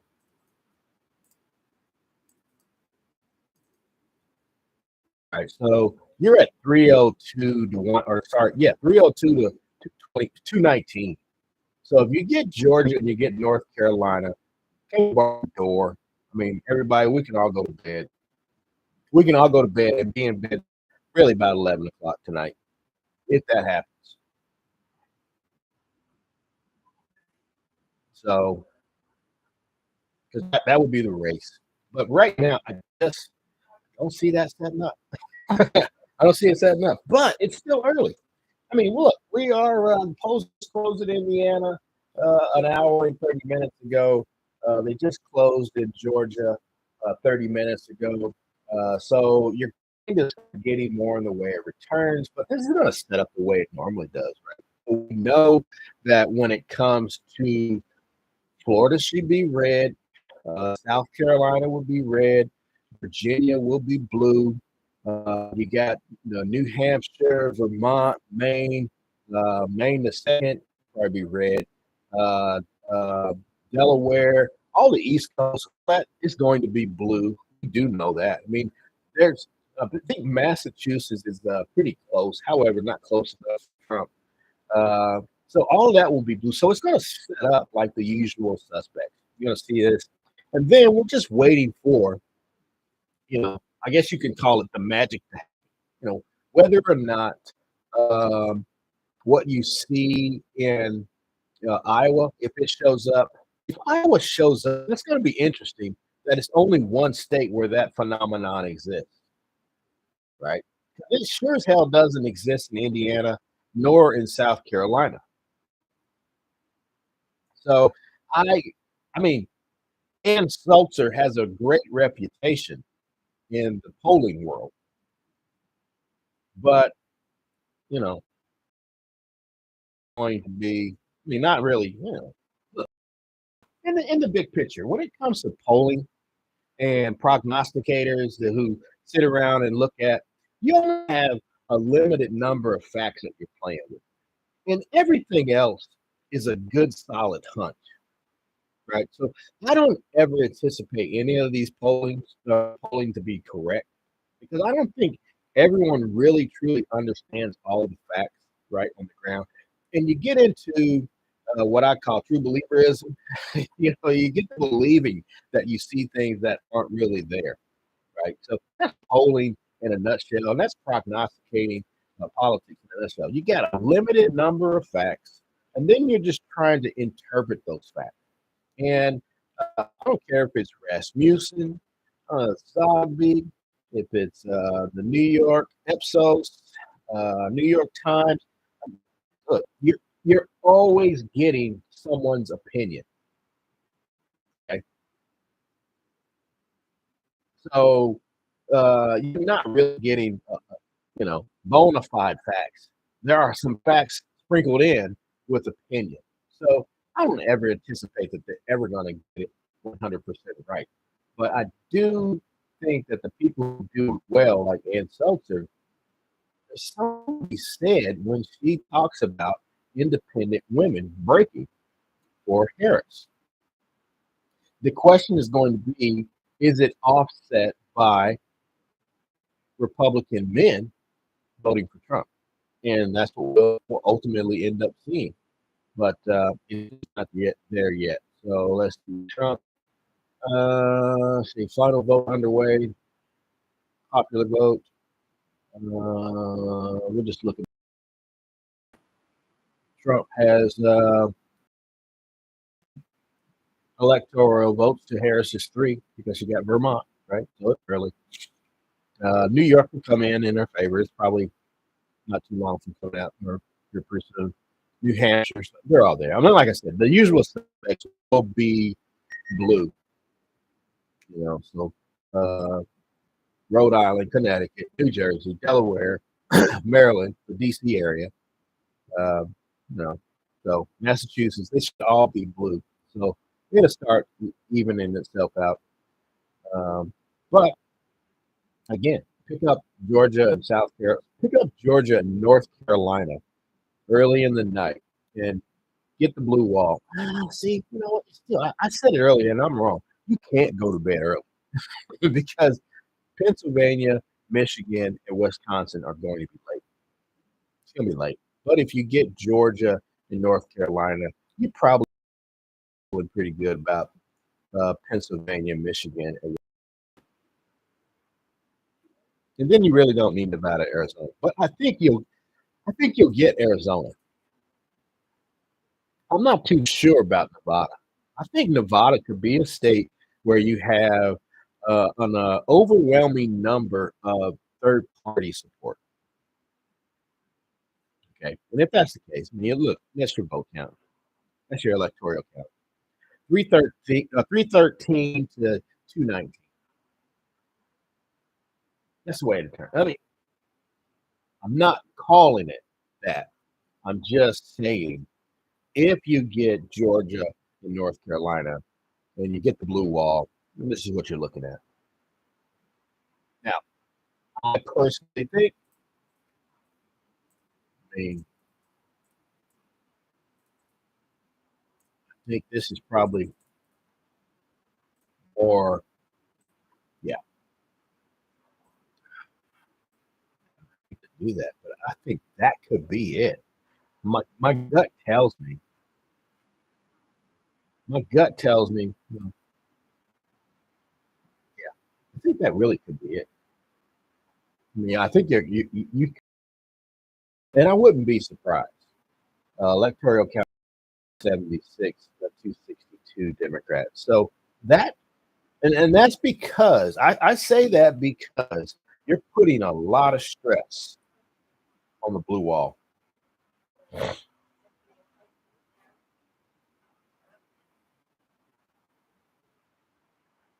Yeah, I got somebody saying if Harris should have picked up Shapiro,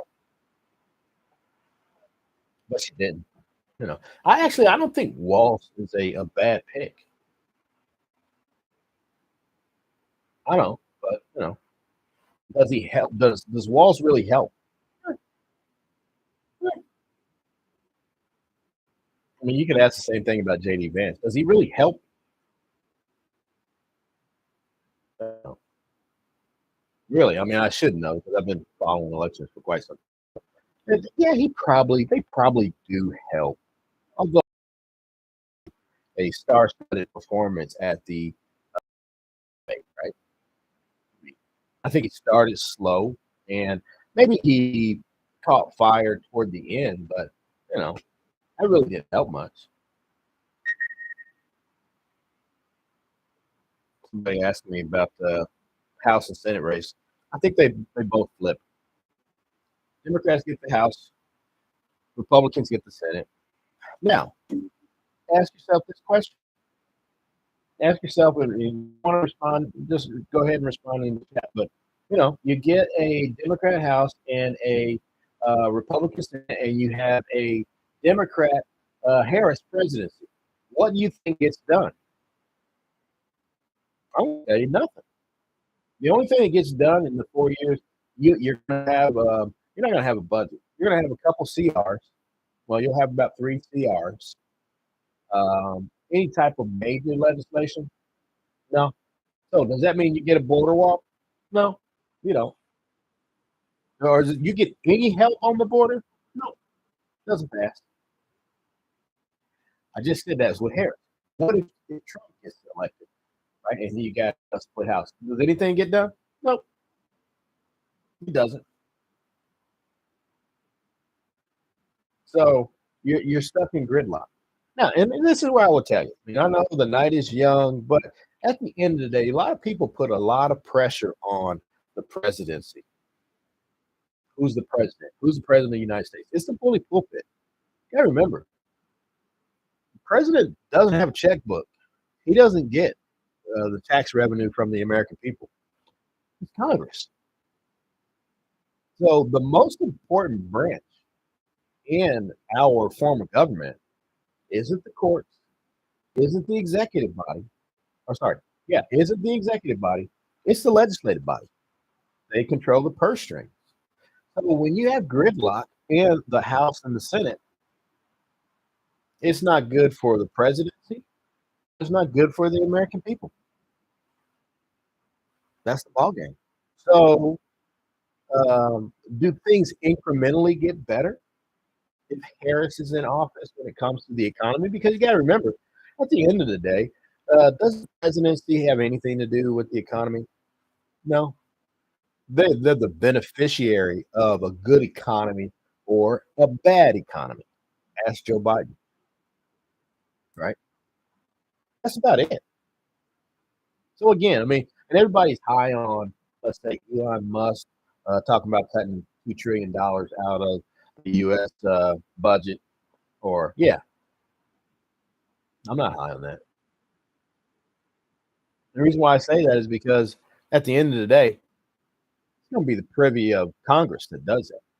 And if you're cutting, you might as well start with Congress, I think. If you think these agencies are getting money and you don't like that, you should also be upset with the amount of money that gets thrown around in Congress. Because do they need $1.5 million, $2 million to run their office? And do they need a salary of $175,000, $200,000, $250,000, or whatever it is now? I can't even remember. Do they need that in the Senate and the House when ultimately they don't do anything? I don't think so. So I think if you really want to cut, if you want to make cuts to the federal budget, I say start with Congress. Cut their salary. Cut their benefits. Cut all of that shit.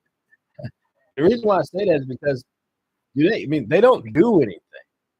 They literally don't do anything. And look at legislation. And Republicans will say, you know what? It's good that they don't do anything because, if they do too much, then that's counterproductive. Well, okay, I'll ride along with you on that. Okay, that's another reason why we should cut their salary. They don't need it.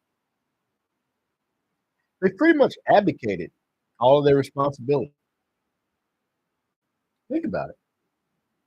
War Powers Act, 1970s. They don't want to make decisions about going to war. So we're going to lay that at the president's desk for him to decide. That's not what the Constitution says. He wrote legislation in order to make sure that it happens. The president can make that decision. The only power the president doesn't have that he wishes he had, or any president, the power of the purse. That's the reason why Trump wasn't able to do his border wall. You cannot do much by executive order. I don't know if anybody's been paying attention to executive orders over the past 20 to 30 years, but that you got to think that over the past 20 or 30 years, they've become more and more popular from the executive branch. But you can't do much by executive order. And that's because you don't have the power of the purse. You still need Congress in order to allocate the funding. And you still can't commingle funds. So it's hard to take a whole lot of money from the defense budget in order to build a wall. It's just got to go through Congress. And when Congress pretty much abdicates responsibility, nothing ever gets done in this country. And I got to tell you, this is just me as we're watching the numbers come in. I'm just telling you what I think. All right. So you may disagree. And if you do, chime in. Tell me what you disagree. But at the end of the day, when I look at the border wall and everything that surrounds the border wall, I got to tell you, I think that's a facade, folks. And the reason why I say that is because when Trump was in office, they were talking about the caravans that were coming, right? It's not like it is something that we just started really dealing with. We've been dealing with this for a while. We've been dealing with this really since the 80s, if you think about it. And when you think about it that way, you ask yourself, why do they keep coming over here? They keep coming over here because they can get jobs. And if you really don't want them over here illegally, right, stop giving them jobs. But we don't put any pressure on businesses to change their hiring practices, do we? But that should be an easy solution. Change the hiring practices. Make it so that's legislation that you should be looking at. I mean, the first person that comes up with legislation to ban hiring of illegal immigrants, you got my vote, right? But I'm here to tell you the reason why you have migrants and illegals coming across the border and getting jobs, it's not just because there's just jobs that Americans don't want to do, right? You got a population issue in the United States when it comes to the workforce. Everybody wants to bring in all the jobs that we shipped out of here over from China, bring them back home. And yeah, we'll be better off for it. No, you got a manpower issue, people. You got a workforce really of about 170, maybe 175 million people. The workforce over here that's producing 60% of the goods that come in through imports through China, that's like 740 million people. So there's no way in hell you can bring all those jobs back. Okay, so bring back the ones that pay the most. Well, got a problem there too. Because the jobs that pay the most, you're just driving up the cost for those particular items. Because the jobs that pay the most in labor, right? The most in benefits. So you're only driving up the cost of the product that they make. So you got to solve that problem. Yeah, that's a manpower problem. No, and it just leads me to my next one. So I just told you, I think the border issue is a sham issue. But the other part is, your birth rates in the United States. You got birth rates at 1.6%. That's the average. So again, it's the average. So that means you have lower birth rates than 1.6 that you have to factor in, right? And really, when you look at lower birth rates, you see that among white America. So you got to ask the question: why are white America? Why are they not having babies? And I think the answer is pretty crystal clear. It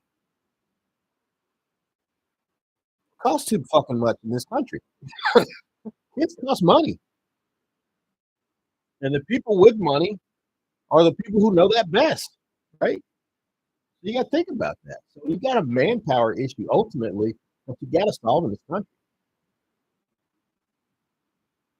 And I don't think we're any closer to solving that issue. And that brings me to another one.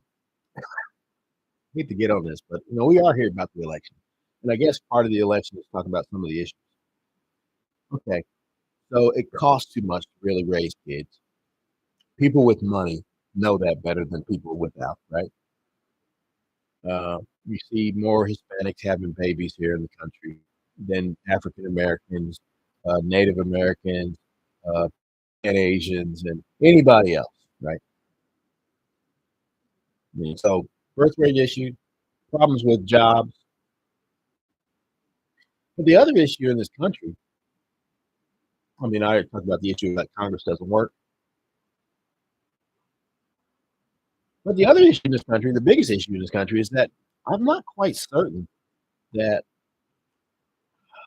the good book, the Bible, talks about without a vision, the people perish.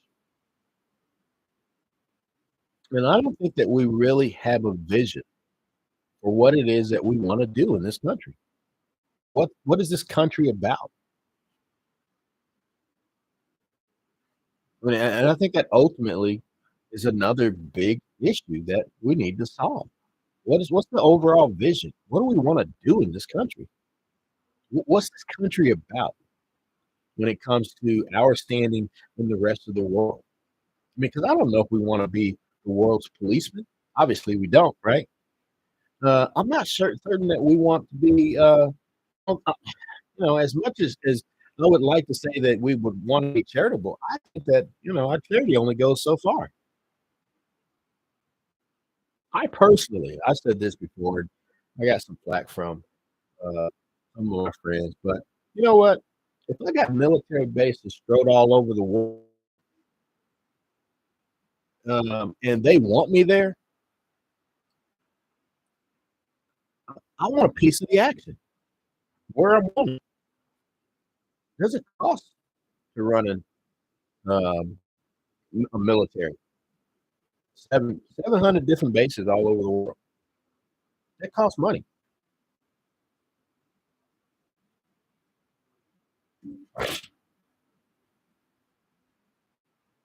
And you should think so too. I mean, all this stuff costs money.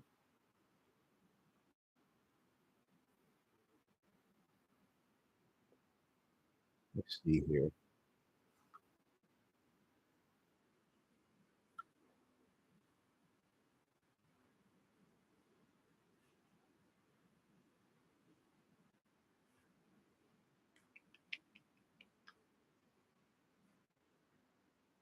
Trying to figure out. Give me just a second. Somebody said my audio is choppy. Give me a second.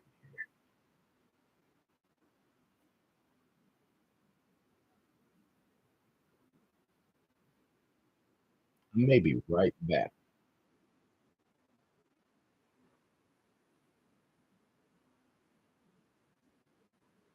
Okay. Somebody tell me if my audio's gotten any better.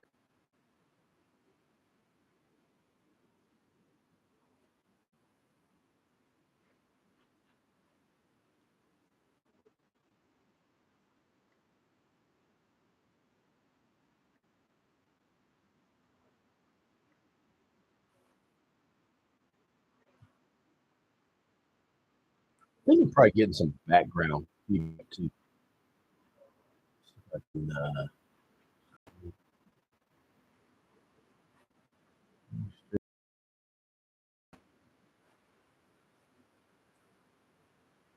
that down.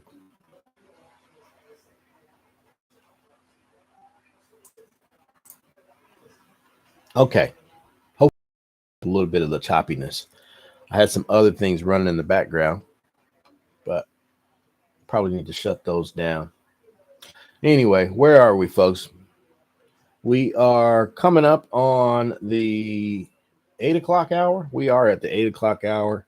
What do we got? We got projections coming in.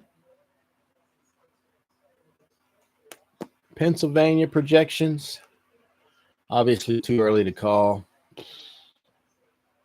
Florida is already in the column for Donald Trump. And I think that was 60-40.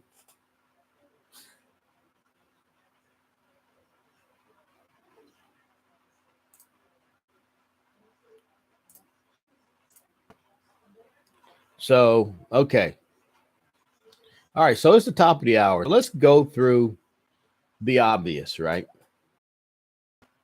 Let's go through the obvious and say that when it comes to understanding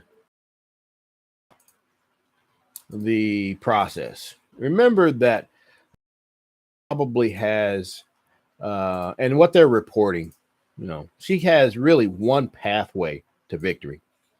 And that pathway right now looks like it's going through the blue wall.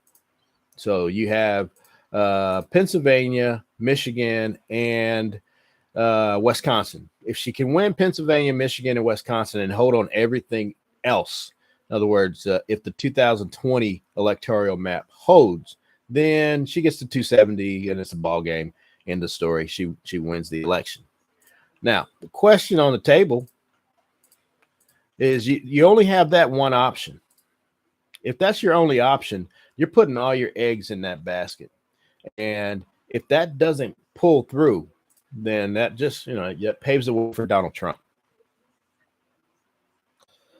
So that's their only option. Their only option right now looks to be the blue wall. Hold the blue wall, hold everything else, and you win. However, I say that there's some secondary things out there. And I'll go to my secondary list of items that we probably should be thinking about and looking at just to see if any of them materialize. And I broke it down into 6 things that we should be looking at. Secondary battleground states is an option. Abortion on the ballot is an issue. The permission slip given by other high-ranking Republicans to say that it's okay to vote for a Democrat, right? Then you have what I call the native son states, and those states being South Carolina, Indiana, Arizona, and Florida. We could take Florida off that table because Florida is already in. Indiana is already in. But when it comes to the native son argument, how popular is Nikki Haley in the state? How popular is this Indiana and Mike Pence? How popular is Ron DeSantis in Florida? How popular still is a deceased John McCain in the state of Arizona? Right. So you have to ask those questions. And the last factor is how big of a factor will COVID play in the 2024 election? All right. And in all of those cases, when you look at the secondary battleground states, those shape up to be Florida, Iowa, Maine, the second, North Carolina, Ohio, and Texas. We already got a call on Florida, so it's not there in the secondary battleground states, right? So we're looking for North Carolina, which seems to be in play, right? We also got a cat that jumped up on my screen and messing up my numbers. Anyway, so we also have Iowa and Texas. I don't see them. I mean, you got to say they're in play because it's less than 10%, but I just don't see in Texas, the number is 5.5% that you would have to get. You need some 600,000 votes. I don't see that happening. In Ohio, you need about 500,000 votes. I don't see that happening.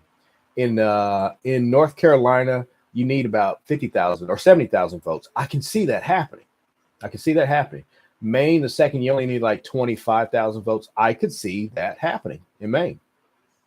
It's generally Republican, but I could see that happening in Maine. It's also a Democrat state, so it could possibly happen. And then, of course, Iowa, you got that call from Ann Seltzer over the weekend. It's about 138,000 votes. I can see that happening. So we'll see if those secondary battleground states materialize. But for now, you can take Florida off the table. Everything else seems to be in play. When you look at the abortion issue, there are, Arizona, Colorado, Florida, Maryland, Missouri, Nebraska, Nevada, New York, and South Dakota in play when it comes to abortion being on the ballot. And you can say, I already saw numbers out of Florida, which I thought was funny. You got women who are voting yes on the initiative for abortion in the state, going back to like 24 weeks, but they're voting for Trump. So you got to ask yourself the question, if you're going to vote yes for the initiative, You got to ask yourself the question, what if, and this is the thing that I guess they didn't do when they went into that ballot box. What if Trump gets elected? You got a Republican House and a Republican Senate, and they put an abortion ban on his table to sign. You think he's going to sign it? Now, he said he wasn't going to sign it, but he's also said a lot of stuff, right? He probably signs it. So you voting for the initiative in Florida does you no good if you don't have any insurance. So your play should have been to vote for Harris and also vote yes on the initiative. But anyway, that's your interest, not mine. Anyway, then we get to the permission slip states. And this is where I said earlier in the 6 o'clock hour, if that issue were to come up, you're going to see that in Indiana and South Carolina, because you'll see the number of Republicans to Democrats, which in Indiana was like 5 million votes, right? You'll see that 5 million vote gap shrink to about 2 or 3 million. And if it did, then there's probably something there to the Iowa call over the weekend. We didn't see that in Indiana, and we're not seeing that in South Carolina. I don't even know if South Carolina's been called yet, but no, it hasn't been called yet, but it soon will be. So it doesn't show up there. So you don't see the permission slip happening.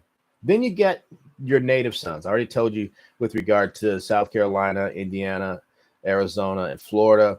How popular is Nikki Haley? How popular is Mike Pence? How popular is John McCain, the deceased John McCain, right, in the state of Arizona? And how popular is Ron DeSantis? Are there votes that will be loyal to him and not loyal to Trump? Well, you don't see that yet. So that's not there. And then the last piece is COVID. How big of an effect will COVID be?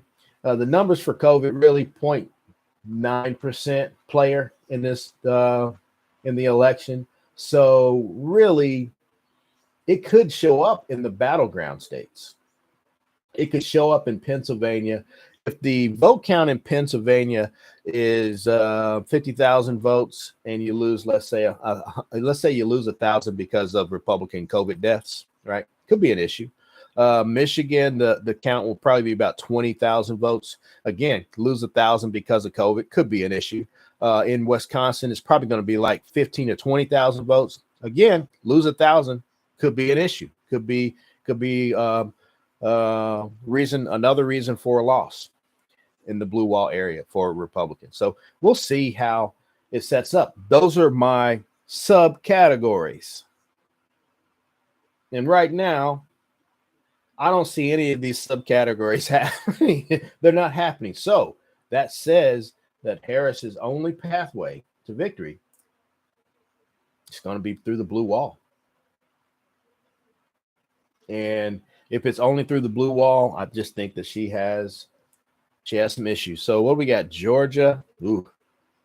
Georgia, 60. Again, the 60-40 is showing up.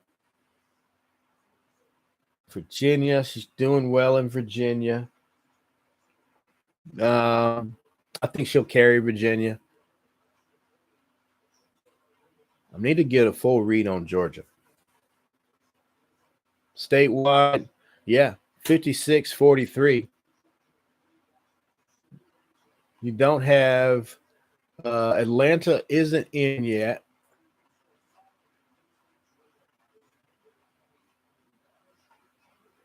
Too close to call. Yeah. Anyway, I think where are we at? 8-10. Anyway, so you got mine out. Her only option or pathway is through the blue wall. Get the blue wall, you get the 270. Get the blue wall, hold everything you held in 20, and to 270, you got a victory. But it sure would be nice. It sure would be nice to pick up a little bit of insurance. And the insurance comes in the form of Georgia and North Carolina. You get North Carolina and you hang on to your blue wall. You're looking at 313, 225. And that's a good number. You know, obviously it's a win. So there's that. Someone's asking me, what do I think about the Senate race in Pennsylvania. I think the Democrat hangs on to Pennsylvania. I think Republicans will get John Tester's seat in Montana, or is it Wyoming? It's Montana. Yeah. What else would they pick up? They would need to pick up one more. I think they may get Ohio.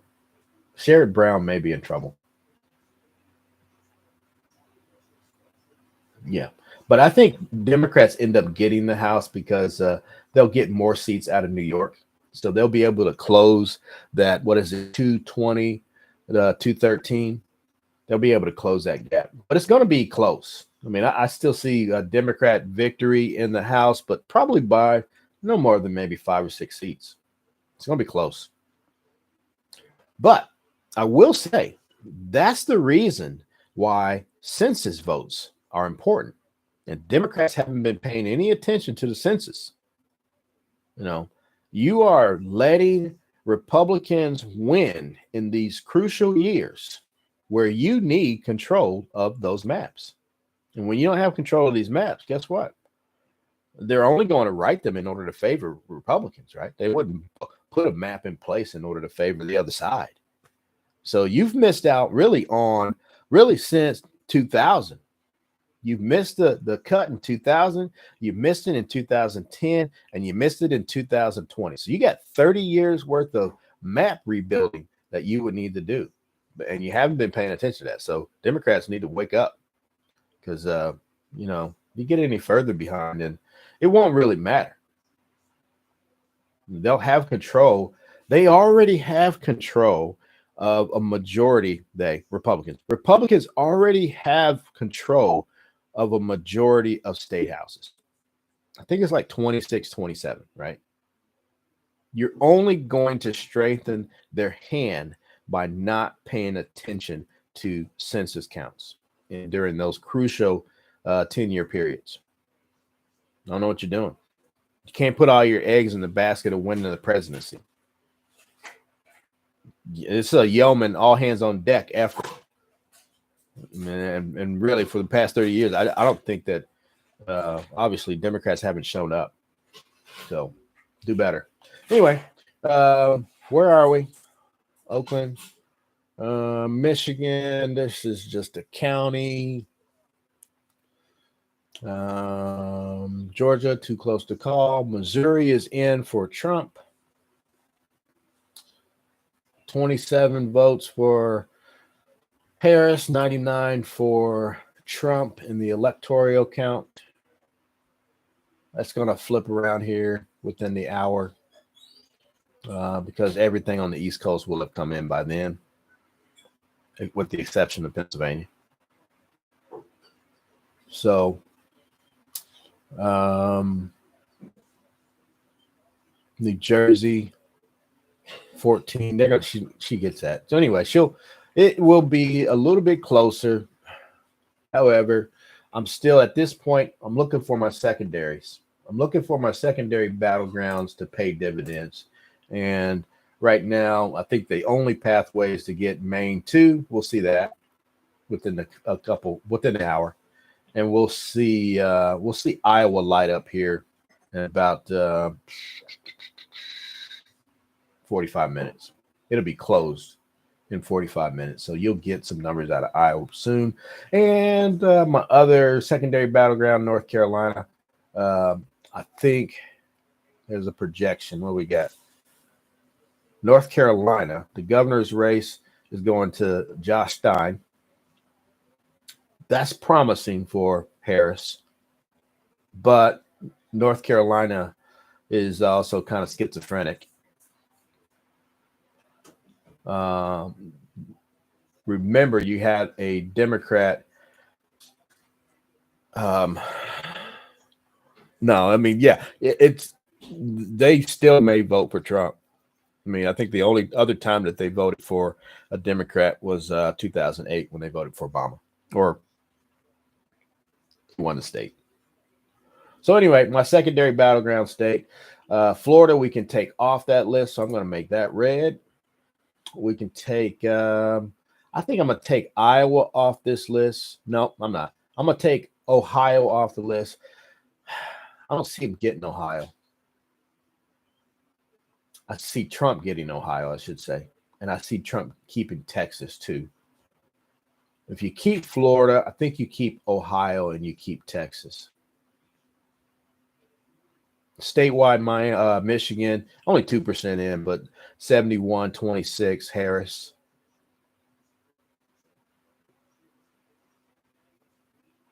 South Carolina is called for Trump, 58-41. So in the permission slip states where Democrats have Republicans have the benefit of voting for Democrats, you would say, because of the Cheneys and the 500 people who said that Trump is a fascist, right? None of the permission slips seems to be paying off. But again, I'll tell you, I told you earlier that I didn't think any of the permission slips would pay off because I know how Republicans, I've been witness to this. I've seen this for the past 40 years. I've seen how Republicans really think. I mean, Republicans, they vote straight party tickets, right? The only time that was on the table was in 2008, right? I don't think Harris ever presented 2008 type energy. She never had the escape velocity that Obama had against John McCain. And you'd think that she would have had that given, I mean, I got to tell you, given who she's running against. I could be wrong. No, I'm not wrong. I'm telling you that given who she's running against, I mean, she should have, the gravitas and escape velocity, but she never had. She had good momentum coming out of the convention and coming out of the debate, but it slowly resettled to, a tie race. And her momentum never really got above the spread of 3%. She never broke that threshold of plus or minus 3. So that only tells you that it's a tight race. And again, it comes down to blocking and tackling. And then again, it comes down to the blue wall, comes down to Pennsylvania, Michigan, and Wisconsin. But again, as I have said, it sure would be nice to pick up some victories in Georgia and North Carolina. If you can pick those two up, I think you can go to bed and rest pretty easy. I think you'll get Pennsylvania. I think you'll get Michigan. I think it'll be close in Wisconsin, but you end up getting it, and that's your ball game. Again, you get that, you're at 313. Well, actually, let's see what happens if you don't have Wisconsin, if you don't have Michigan, you don't have Pennsylvania, and those are still out there. Say Nevada's probably would still be out there too. You get Texas. You don't have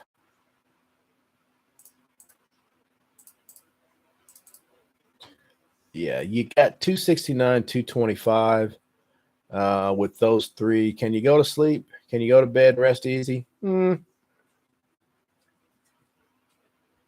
Perhaps. I think that you would end up getting one of the three. If you got Georgia and you got North Carolina, I would say you get I think you would get two of the three. You should get all three. But if you got two of the three, if you got one, get one more and you're over the 270 threshold, man. You got Harris being sworn in on January 20th.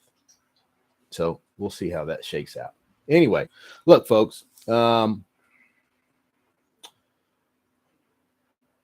Eyes are on right now, Georgia and North Carolina. Georgia has a new system this year. So they said they just closed at 7 o'clock. So we really should be knowing what's happening in Georgia, getting some conclusions to Georgia within the hour. There should be a call made. They started counting, I think, the early ballots. I think they started counting the early ballots in the last week. They already have. I think they already have the vote count for the early ballots, if I remember correctly. So the only thing really that you're watching, what is it, 55-48? Statewide, 55-44. Yeah, too close to call. 48% left. Looks like surrounding area around Atlanta is in.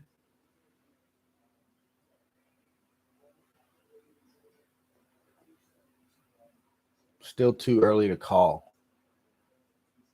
Yeah. So anyway, look, here we are, coming up on 8:30.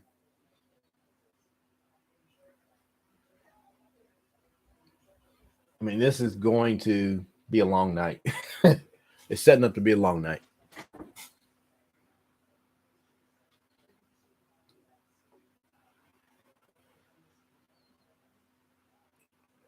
Yeah, Republicans will not ride with these.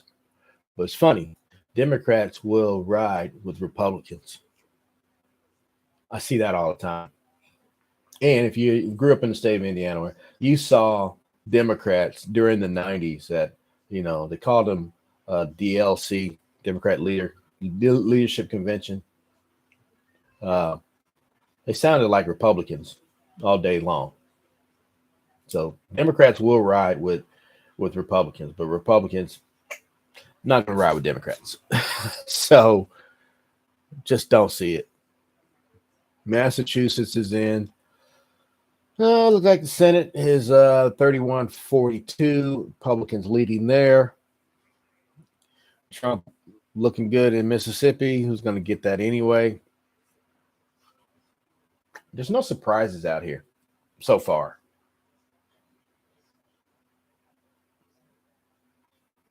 No surprises. All right. So let me see here. Let me look at my list. Anybody got any questions? Put your question in the comment section. Questions in the comment section. Permission slips. I'm going to X this out. Not there. Red. So take that issue, the permission slip off the table. Not going to happen, or hasn't shown up yet. So you got secondary battlegrounds in Iowa, the main second, North Carolina, which is playing out. That's on the table. The abortion issue, is it enough to flip a state? Arizona, probably. Not going to flip Florida. It's already in. It's not going to flip Missouri. It's already in. Don't see it flipping Nebraska. It could be a support for Democrats in Nevada. Doesn't matter really in New York because it's blue anyway. And South Dakota. I mean, I don't see it. Well, the vote count in South Dakota, I think a total of like 300,000 votes altogether. So could be, I don't know. They probably will vote yes for the initiative again, but they'll still probably vote for Trump when it comes to voting for president. It's really strange. Not really. I mean, is it really strange? I mean, is it strange to you that America doesn't want to see a woman sitting in the White House? Do you find that to be strange? Here we are in 2024. I mean, really. I mean, Margaret Thatcher was Prime Minister of the UK during the 1980s, right? So that's, call it 40 years ago. And America still haven't seen its first female president. I do think that's strange. I would have thought, really, that you would have saw a female president before you saw African American president, personally.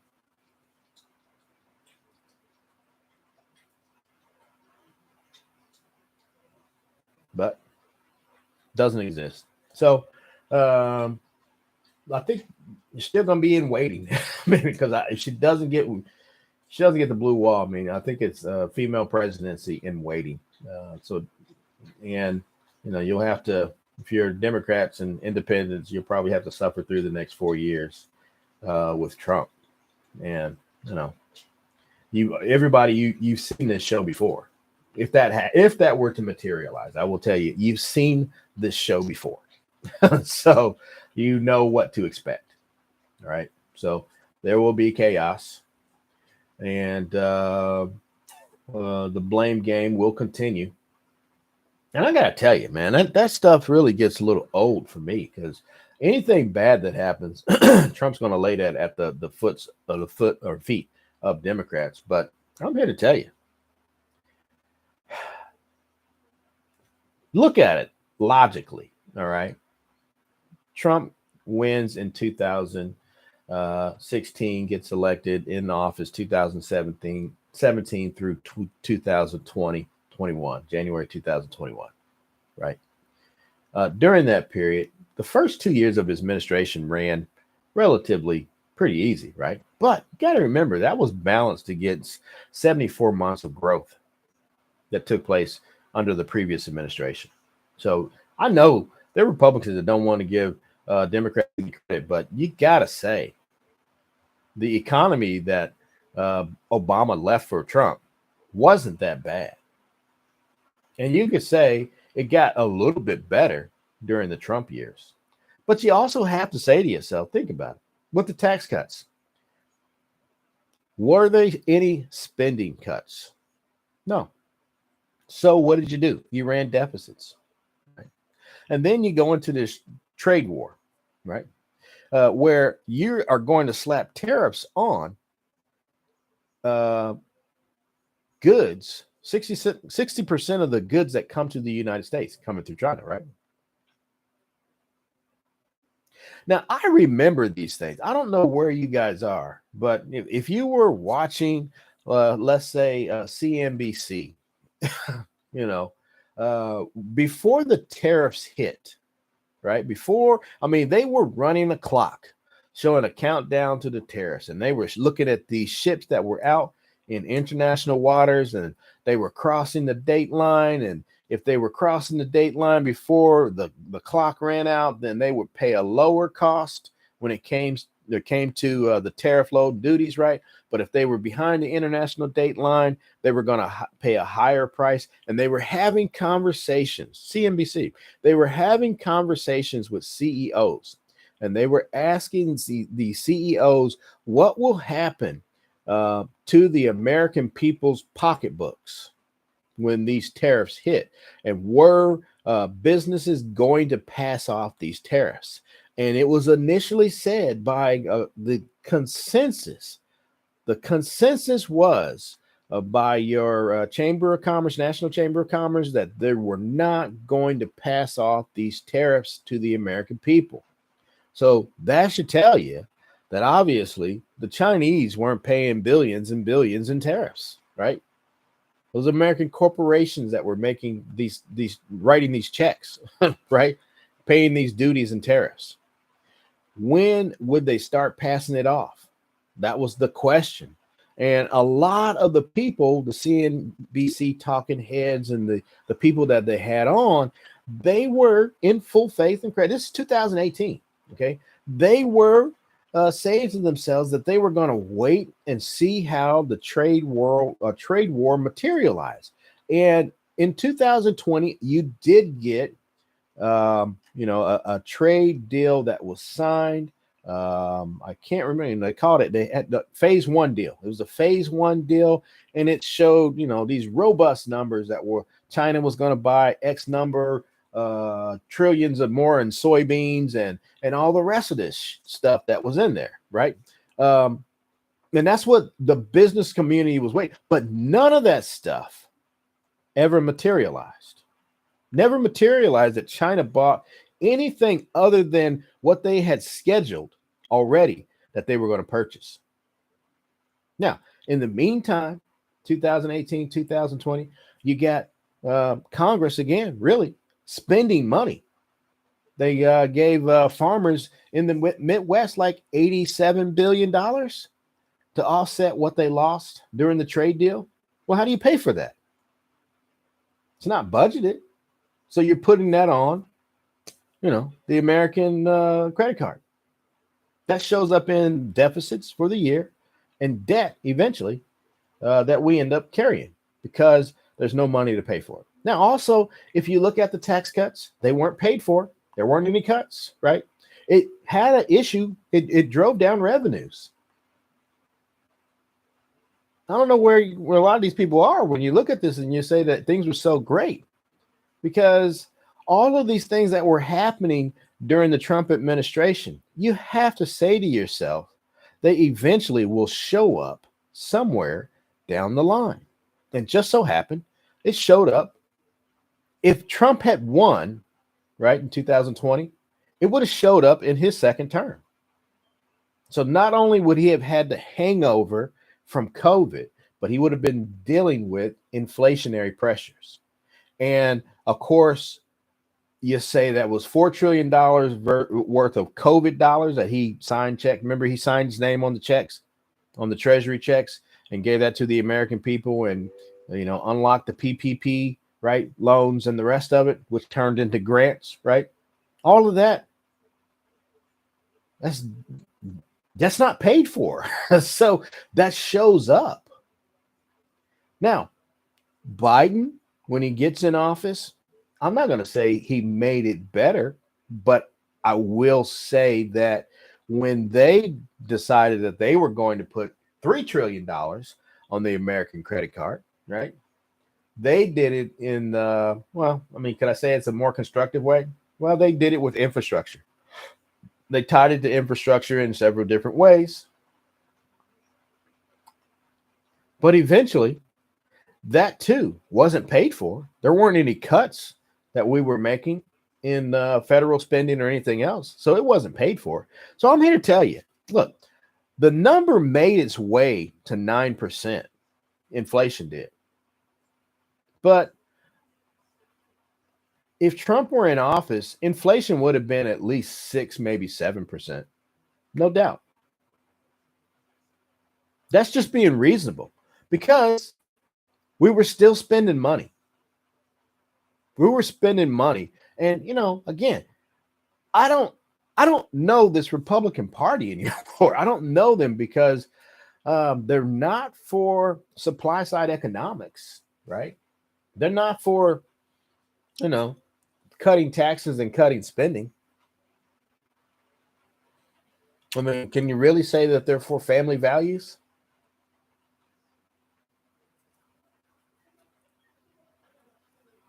So I don't even know who they are anymore. And again, Democrats rode with them with supply side economics with chagrin, right? Because they spent the 40 years prior to that, right? Keynesian thinking, right? You saw the rise of the middle class. You saw union workers and union households, but wages. If you look at wages from the 40s to the 1980, it doubled every 10 years. You didn't get that type of wage growth during 40 plus years of supply side economics. At best, wages over a 10-year period probably went up 35 to 40%. And look, I'm an independent, but I sit around and I scratch my head. And I sit around and scratch my head because I don't know what the hell Republicans are looking at when they look at an economy that they say is just,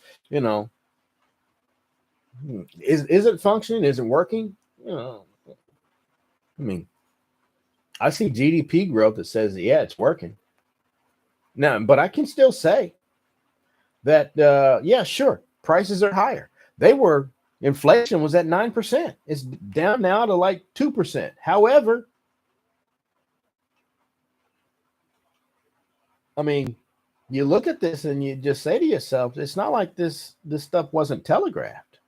But I blame that again on Democrats because I think they do a lousy job of telling the American people what to expect.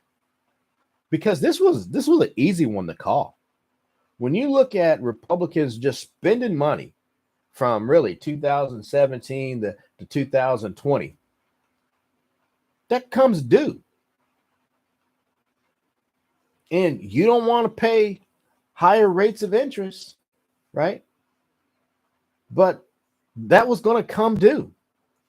Whether it was 9% because Biden added 3 trillion more, or 6 or 7% that Trump had already put on. Come on, people. So when people tell me or ask me, weren't you better off during the Trump years? I say, really, I was better off during the Trump years, but I was even better off during the Biden years. But I'm an independent, okay? And I can tell you that I've kind of mastered the art of being able to move one way or the other based on whoever is in the White House and who's ever in charge of Congress. There's just certain things you got to do different when you get either one. And for, I sit around and look at Republicans. And I had a guy tell me the other day that, he remembers when Obama was in office and how Obama raised taxes. And I'm like, when did he raise taxes? When did he raise taxes? He talked about a middle-class tax cut. Remember, and the Republicans put him through paces of everything that needed to be cut and sequestration and the rest of it. I don't know, y'all seem to have forgotten that stuff. But he didn't raise your taxes. Look at your tax rates. You don't believe me? Just look at the tax rates from the Bush years to the Obama years, and you'll see the same thing. You're not going to see anything different. So it's just fictitious. You're fictitiously thinking that things are happening when in reality, I mean, if you want to say things are worse today, this pattern has been happening for the past 40 plus years. What I hear you saying is that it's finally caught up with you. That's what ultimately you're saying. It's finally just caught up with you. But it's not like it hasn't been happening. It's been happening for the past 40 plus years. Wake up. You keep doing the same thing. Now, look, I live in a Republican state. They control everything. They do. The economics, the state house, you name it. Republicans control it, and they've controlled it really since from 2000 forward. You haven't had a Democrat governor in the state of Indiana since really, I think, 2000. Is that right? Somewhere in there. Yeah, it's probably about 2000. So you got to ask yourself a question. If you're in the state of Indiana and Republicans have controlled everything, how the hell are the Democrats so bad? It wasn't them that did it.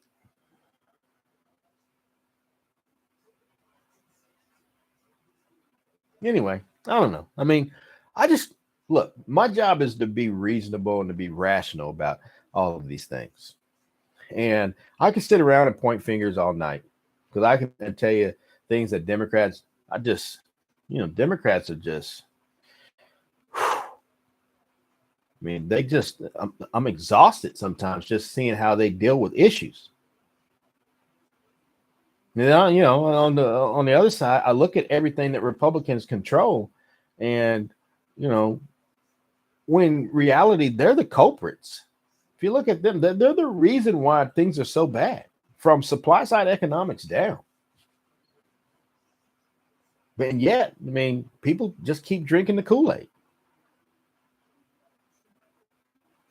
I tell this story, and here's how the story goes. Anyway, I met a guy on my way back from the United Kingdom in the early 2000s.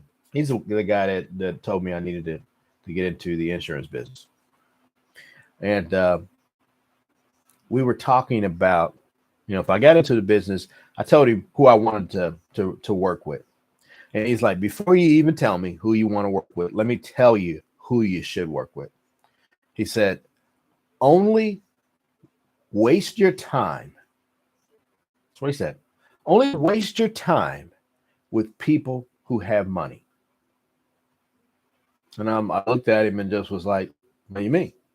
He's like, I'm here to tell you, Art, if you want to market to the middle class and you want to market to people who are in the poor, he's like, you're going to go broke. And he gave me this piece of wisdom. This is 2003, 4, right?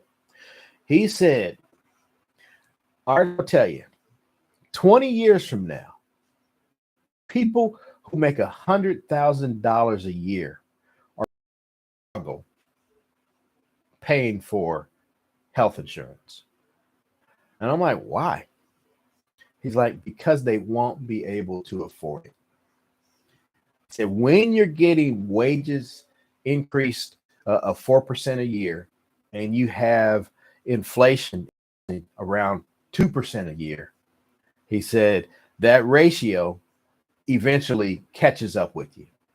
And it slowly is like a rising tide coming out of the basement of our economy or the economic ladder and will start making its way into the middle class. And when you look at people making $100,000, you say that they're probably, maybe middle class, right? Right? In the middle of the middle class. So if you got people making $100,000 in the middle of the middle class who can't afford health insurance, and we're here. I talk to people all the time. And I talk to employer groups all the time who don't want to pay for it. They don't understand what they're paying for anymore. So when you see that, I mean, it's only this, I'm telling you, this is a product of supply side economics. Now, if you're a Republican, you may say, oh, that's not true. No, it is true. Because Republicans have controlled everything for the past 40 plus years. And what's so funny right now is you don't even hear them talking about supply side economics. I mean, you hear them talking about the antithesis of supply side economics. You hear them talking about tariffs. And if you know anything about supply side economics, you would know that tariffs are a big no-no when it comes to supply side economics. But this crop of Republicans, so that tells you that they don't even believe their message on supply side economics. So I don't even have any idea who they are anymore. Anyway, all right, where are we? Too early to call. Pennsylvania and North Carolina, obviously.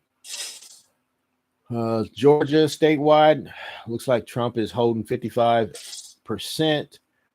I'm not sure what's left to come in Georgia. But there's some blue areas that aren't in yet.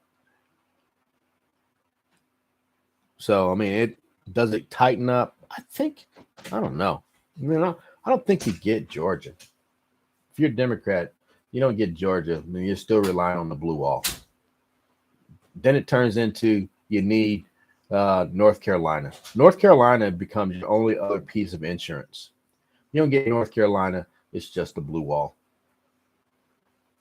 And I'm telling you, if you're going to rely on the blue wall,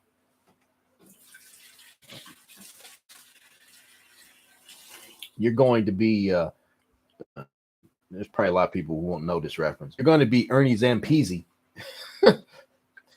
in the offensive box for the Dallas Cowboys, banging on your pins and rubbing your hands together over the next 48 to 72 hours, because you probably won't know anything about any of the three or much about any of the three until probably like Thursday. So, but that's why you need insurance. You need insurance like Iowa, and you need insurance like North Carolina and Georgia. But I just don't see you getting Georgia. Not going to happen. Okay, the count right now, 30 electoral votes for Harris, 105 for Trump. You'll start to get the rest of the East Coast coming here pretty soon. Where are we at? We're coming up on 9 o'clock. 2024. Let me refresh this page here.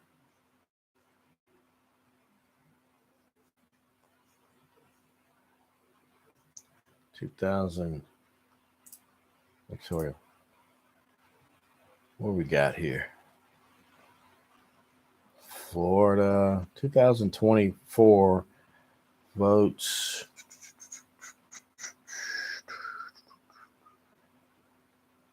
You know, another possible pickup for Democrats could come out of Alaska, given it too is under 10%. But again, I don't think the permission slip is going to hold in Alaska either. Republicans are not going to vote for a Democrat. Again, I tell you, Democrats will vote for Republicans, but it doesn't work the other way around. So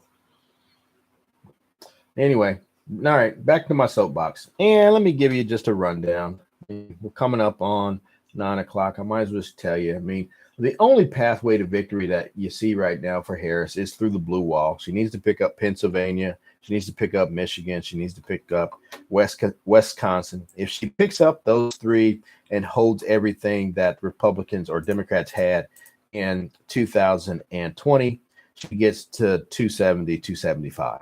So she becomes the next president of the United States.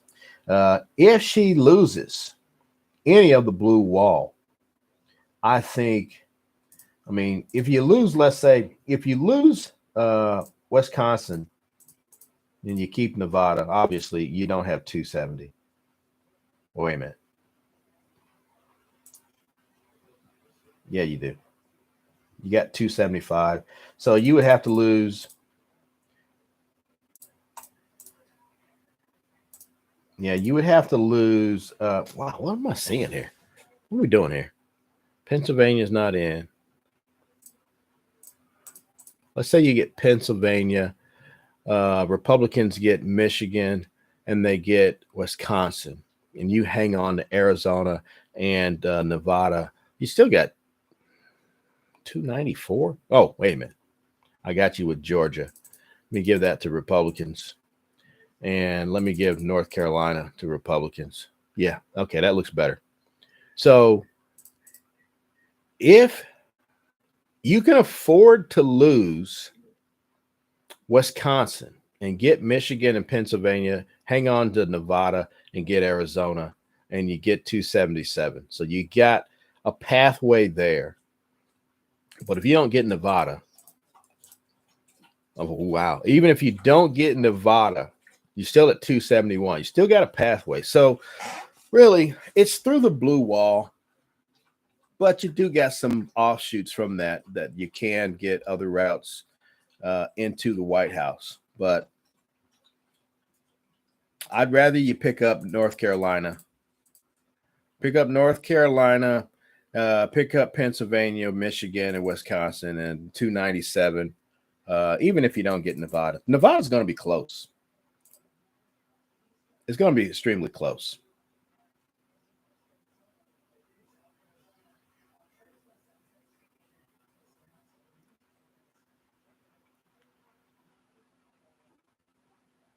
Okay, so they got bomb threats down in Arizona. Not surprised. They have bomb threats down in Georgia as well. So not surprised by that either.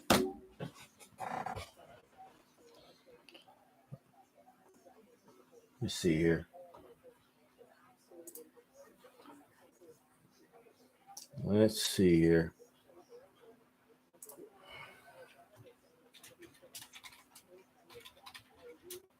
What are you voting for?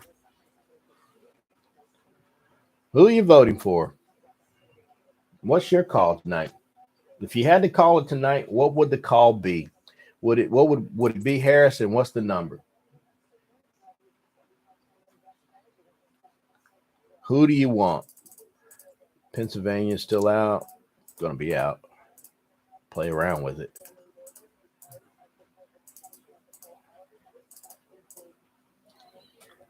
Nevada.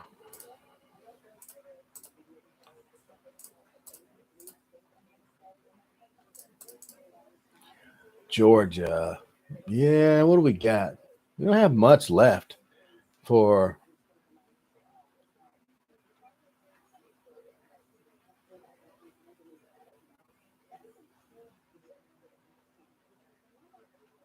college count in Georgia. It's not in. Anyway, it's not in yet. Georgia, look. I don't think she gets Georgia.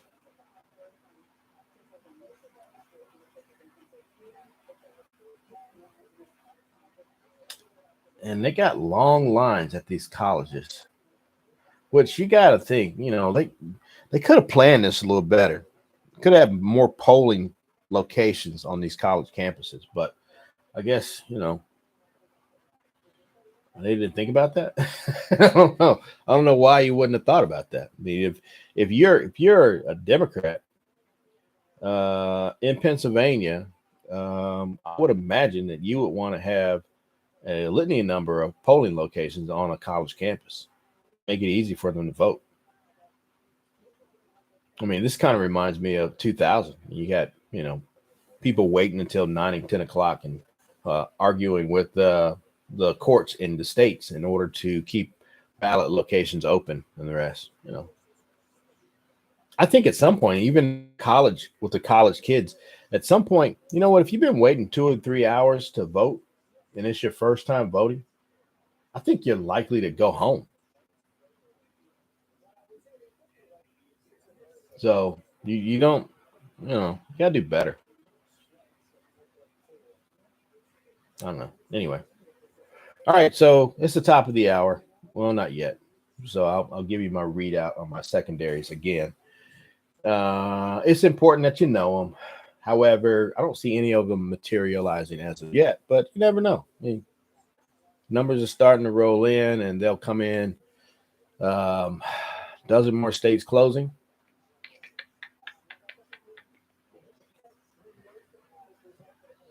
Let's see. Projected winner in Maryland, Kamala Harris.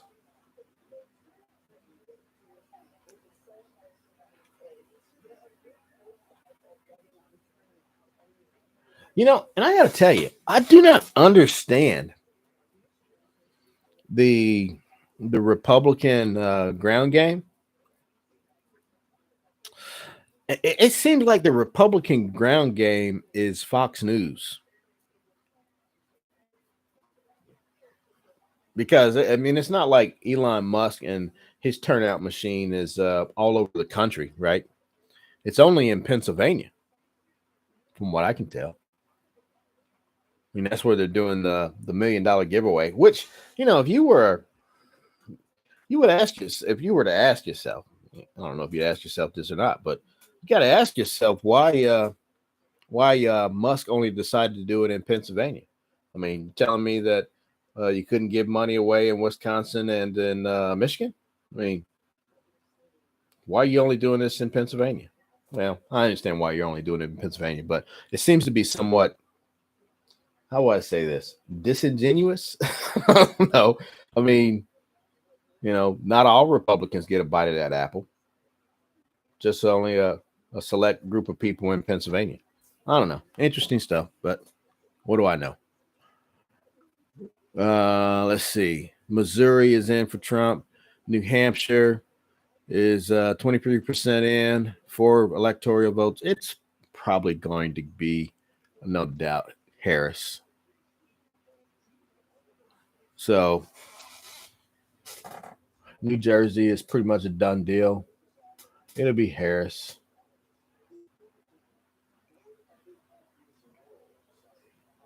I don't know, man. It's going to be tight. I mean, it literally will be tight unless you can get Georgia or you can get North Carolina. If you're a Democrat, you can get Georgia, you get North Carolina. I don't see you getting Georgia. North Carolina is close, but you got to ask yourself a question. What's going on in North Carolina that isn't going on in Georgia? I mean, demographically, you're looking at the same group.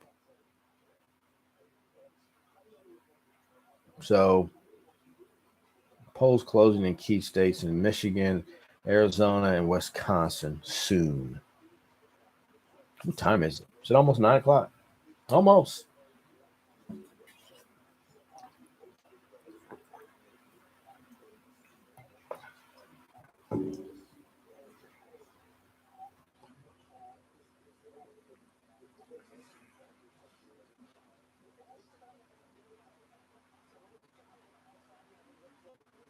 Oh,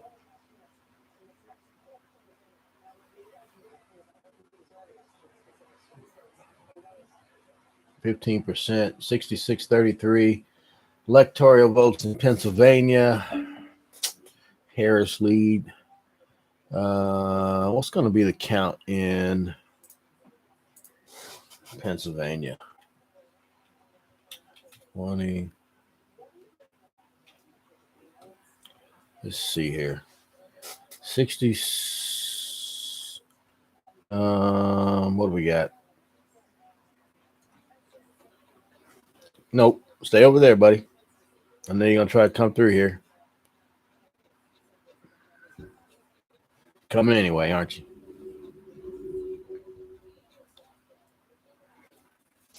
Come on. Wait.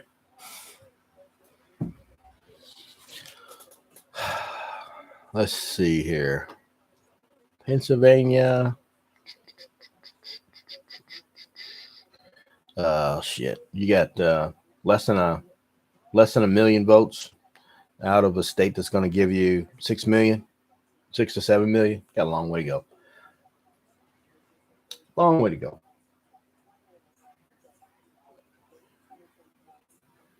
Okay. Trump.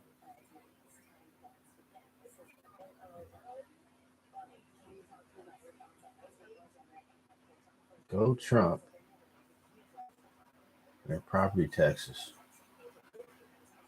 What has he even done so far? I'm not sure I understand your question. What are you saying, Lily? Lil? She. Okay.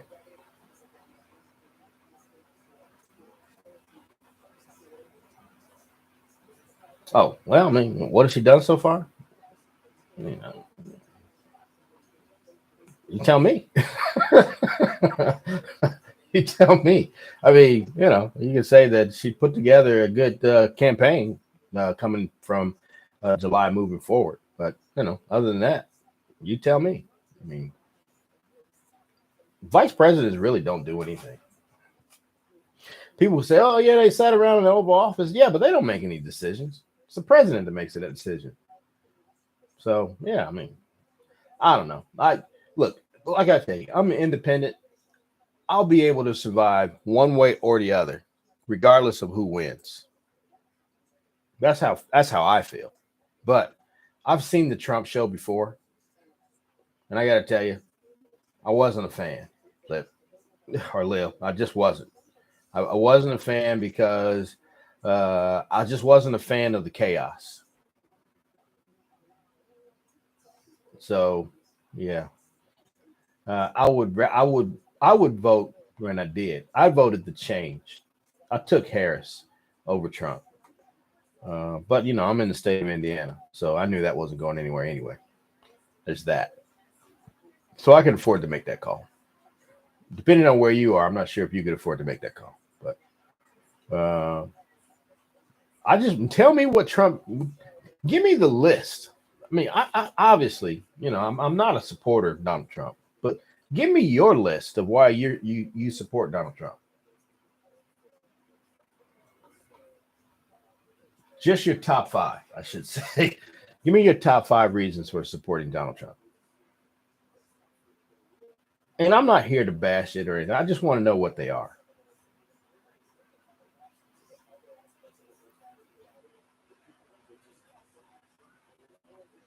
Arizona polls closing in, 30 seconds.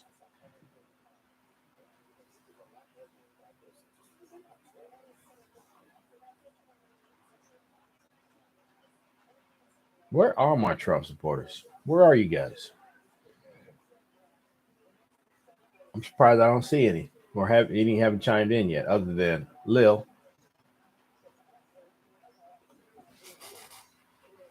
Lily Pounder.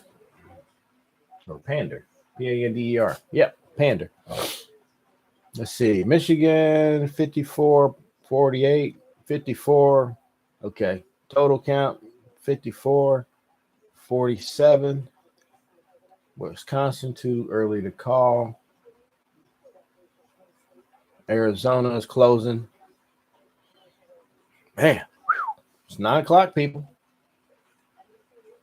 Texas is closing. Yeah. put that in the win column. North Dakota, Trump. South Dakota, Trump. So let's see. Was South Dakota on my list of secondaries? Wyoming, Trump. New York, obviously too close to call, but it will be Harris. All right. So while they're doing that at the top of the hour, let me give you my list. You do know anybody who hasn't been following the election, this is going to go through the blue wall, the North. So Pennsylvania, Michigan, Wisconsin, and then of course, if you get those three and hold on to everything that you got last, no, get those three. If you get those three, give me a second here. Get those three.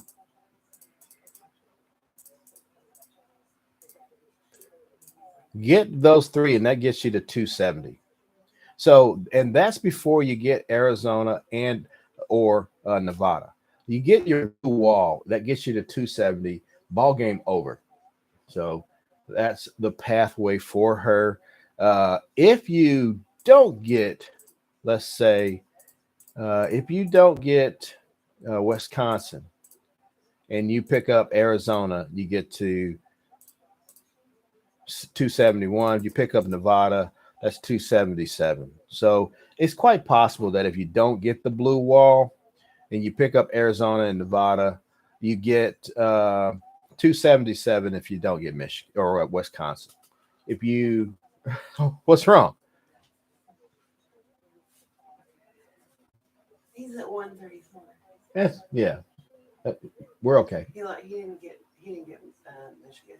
He's not going to get. No, he got Michigan. No. And he got Texas. No, he did. Okay. Yeah. No, he didn't. Yeah.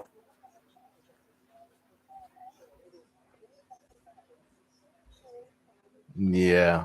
Anyway, so I'm trying to get a list of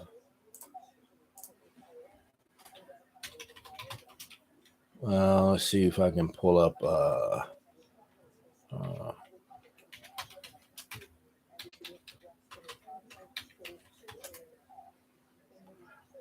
let's see what we got. Yeah, okay. So I got the map. Let me stop sharing and reshare.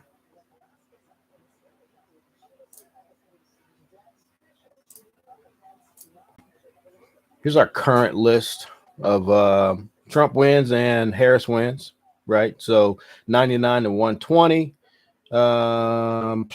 Usual suspects. Nothing real, nothing to see here, people.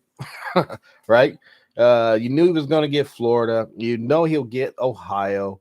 It looks like I'm gonna give him Georgia, but it looks like North Carolina could be close and could be close enough for Harris to pick off. But if she does pick it off, then that's insurance, because so that means that you can get North Carolina, Pennsylvania, and Michigan, and you got your 270 wrapped up. If you hold on to everything else, with the exception of Arizona and Nevada. If you don't get Arizona and Nevada and you get North Carolina and you pick up the blue wall, you still get your 270. I think it's 277. So let me switch that back and let's take a peek at it. Step back and see here. So let's see. Don't get Nevada, but you get North Carolina and you get Michigan and Wisconsin and Pennsylvania. You're at 286. So, you got a little bit of wiggle room if you're Harris. Got a little bit of wiggle room. And, assuming you get Nevada and you get Arizona, I think you'll get both. I think you'll get Arizona. Nevada's going to be close. Let's see. What about the blue wall in North Carolina, Iowa? Blue wall looks to be holding. I mean, it's still too early. You're not going to know anything about the blue wall really until tomorrow, late tomorrow, probably into Thursday. So, But that's her pathway. I mean, she needs North Carolina for insurance purposes. If she gets North Carolina, I think she's golden. Because I think that if she gets North Carolina, I think she gets the blue wall. And you don't need Arizona at that point, and you don't need Nevada. And you're sitting at 286. So you're doing fine. Who'd you vote for? Johnson?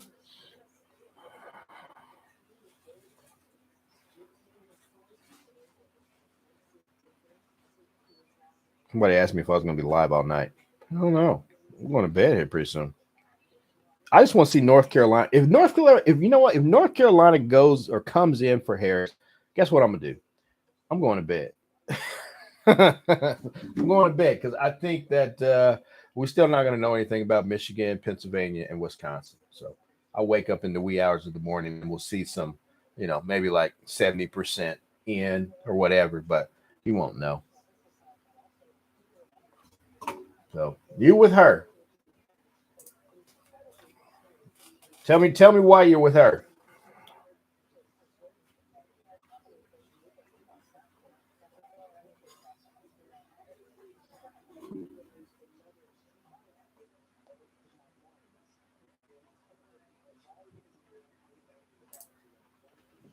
PA is getting. Yeah. PA's closed, but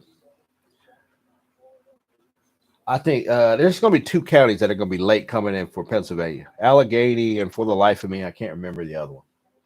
But they'll be late because they always are. I do want to see what happens in the Maine second. Let me go back to stop sharing and pull up that other. Let's see here. Let's see what's going on live here. So what do we got? Maine is still out there. 1%. Okay. Well, Maine 1, Maine 2. Looking for Maine 2. If that goes Harris's way, then that's 1 point real estate or insurance too. So that's probably not bad. Can't beat that. She's all around better choice. She's all around better choice. Let's see.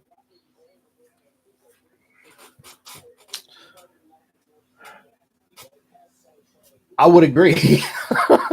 I would agree. And I'm just trying to figure out, because a lot of people, they have this myth that, Trump is, so strong when it comes to foreign policy. I don't think so. I just don't.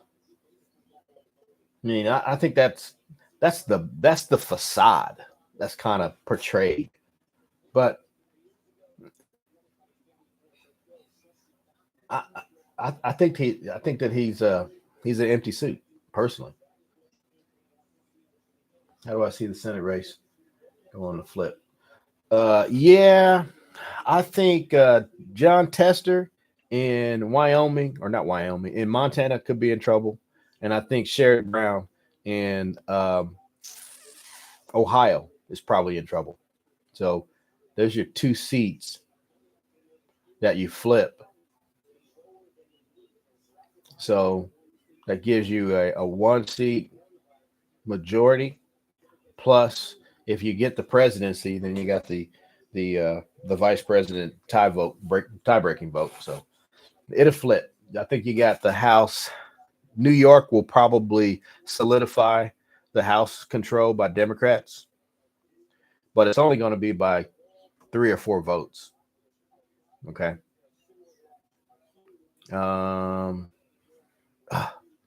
I see Rick Scott knocked off the Democrat challenger down in Florida.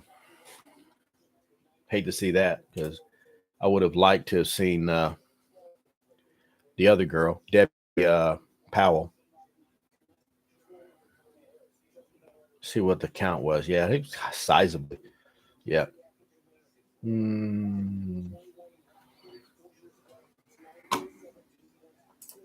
17, North Carolina.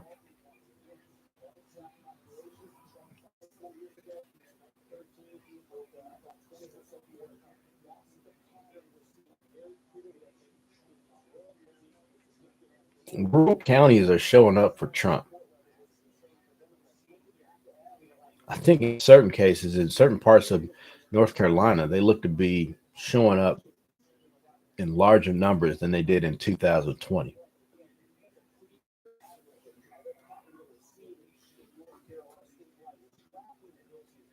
Tight weight in Nebraska?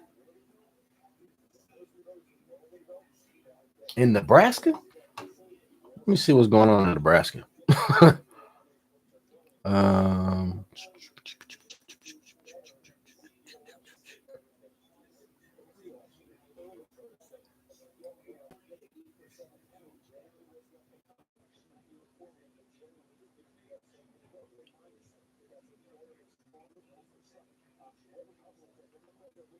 43. Why is there a check mark by Trump?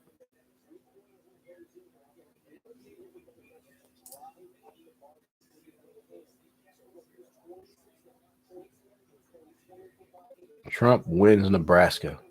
The AP has called this race. 5 electoral votes are won stateside by. Nope. No, my friend. Trump gets Nebraska.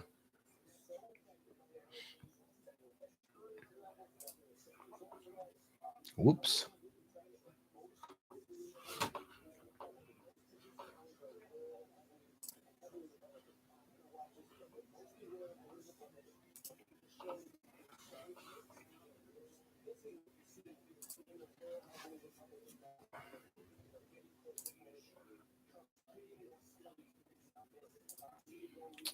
North Carolina, 20 number. Yep. 17. Yeah. Boy. Oof. He's outperforming in select counties in North Carolina.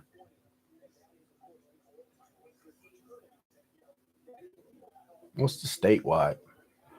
What's North Carolina statewide?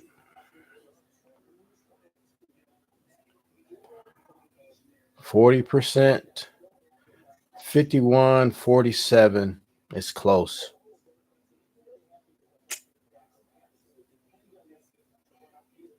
You got to run up that county, Bunko.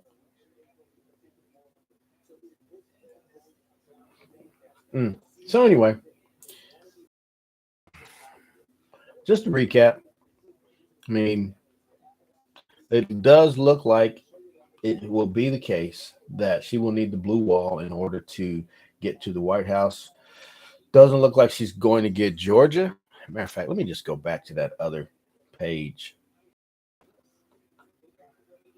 Go back to the count of Google numbers here.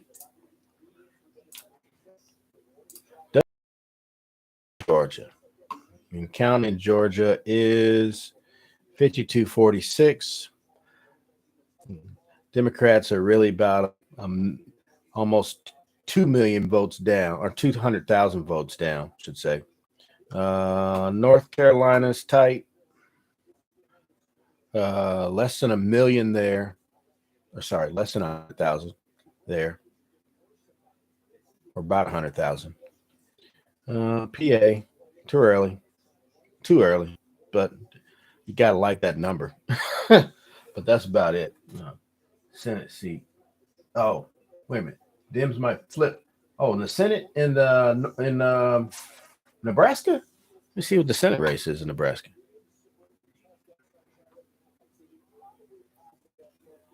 What? Come on, man. Mouse is not cooperating. Senate seat.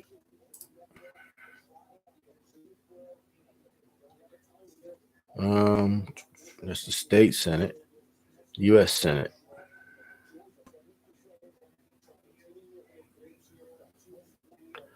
Osborne Independent.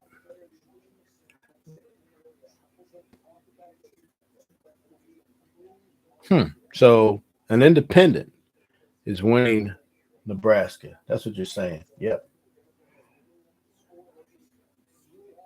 An independent. Go figure. So the question is, who's he going to caucus with? Cobb County.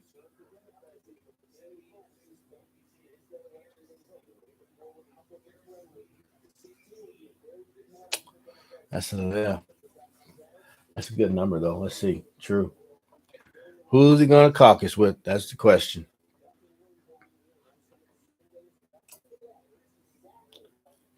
Shit. 24 overall results. Boy. Fulton County. Fayette County.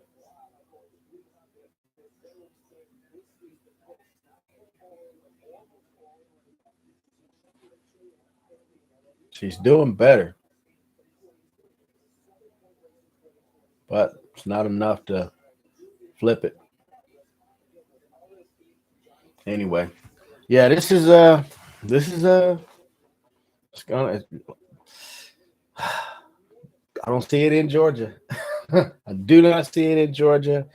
North Carolina is the other piece that you could possibly look to get, but I just with 42% in, and I don't know what's left. Raleigh's in.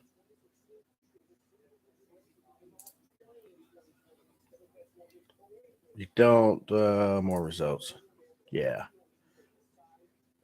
No results. So you got a lot of places where you don't have any results, but I think Raleigh is a strong Democratic county. Charlotte's a strong Democratic county. There's a one out. I don't remember who that. Oh, Asheville, North Carolina. Um, yeah. I don't think you get North Carolina. I don't think you're going to get North Carolina.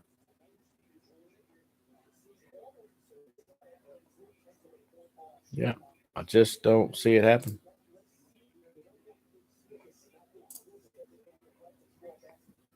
Yeah. So anyway, back to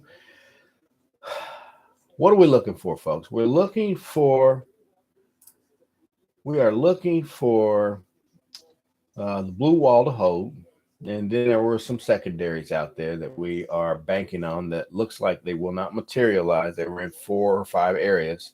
What's the effect of COVID? What's the effect of the state and their native son battles in South Carolina, Indiana, Arizona, and Florida? Was there a population in there that would end up riding with the Democrats? The answer to that question is no. In South Carolina, no. In Florida, no. In Indiana, Arizona is the only holdout there. Then you got the issue with abortion on the ballot. Shows up in Florida. However, women are still voting for Trump. Arizona is the other place it will show up. When it comes to the permission slip for Republicans to vote for a Democrat, people are saying the hell with Dick Cheney and the hell with Liz Cheney. They're not voting for Democrats. So that doesn't show up. Then you got your secondary battleground states, those being Florida, Iowa, Maine 2, North Carolina, Ohio, and Texas. Texas is already called for Trump. Ohio looks like it's about ready to call for Trump. North Carolina it's tight, but I just don't think it gets tighter than what I saw. So, and if it doesn't get tighter, she doesn't get North Carolina. So that's off the table. Back to my list. Let's see. Then you got Iowa and Maine. Those are the only 2 that are left. If you can flip Iowa, that'd be great.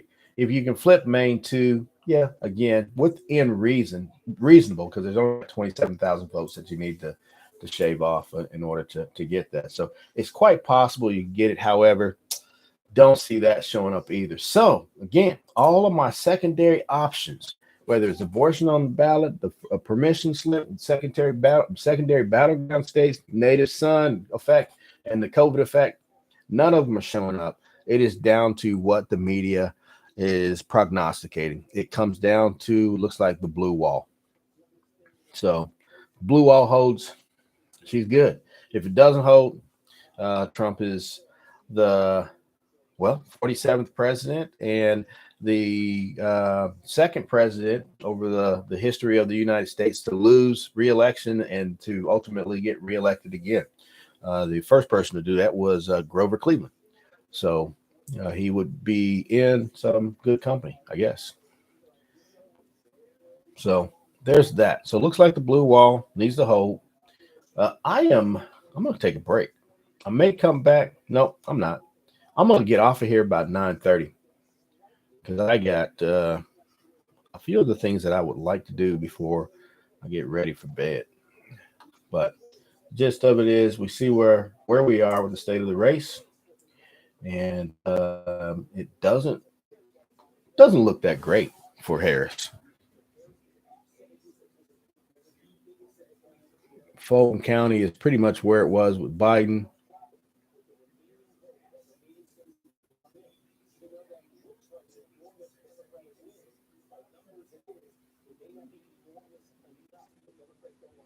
Yeah. Georgia, that's already in. Same day vote comes in. Statewide Georgia, North Carolina.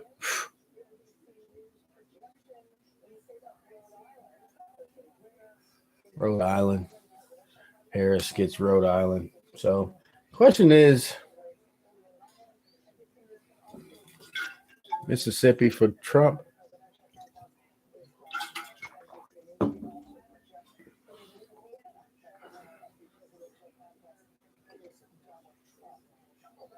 I think I'm about to get out of here. I got a couple other things I need to do. Been on for 3 hours and 30 minutes. I think that is enough, folks. I think I will say good night to you, folks. Hope you have a great evening and good luck. Good luck, one way or the other. Whoever may win. Of course, I'd like for it to be Harris, but if it's Trump, is what it is, right? Is what it is until it ain't. So have a good evening, folks.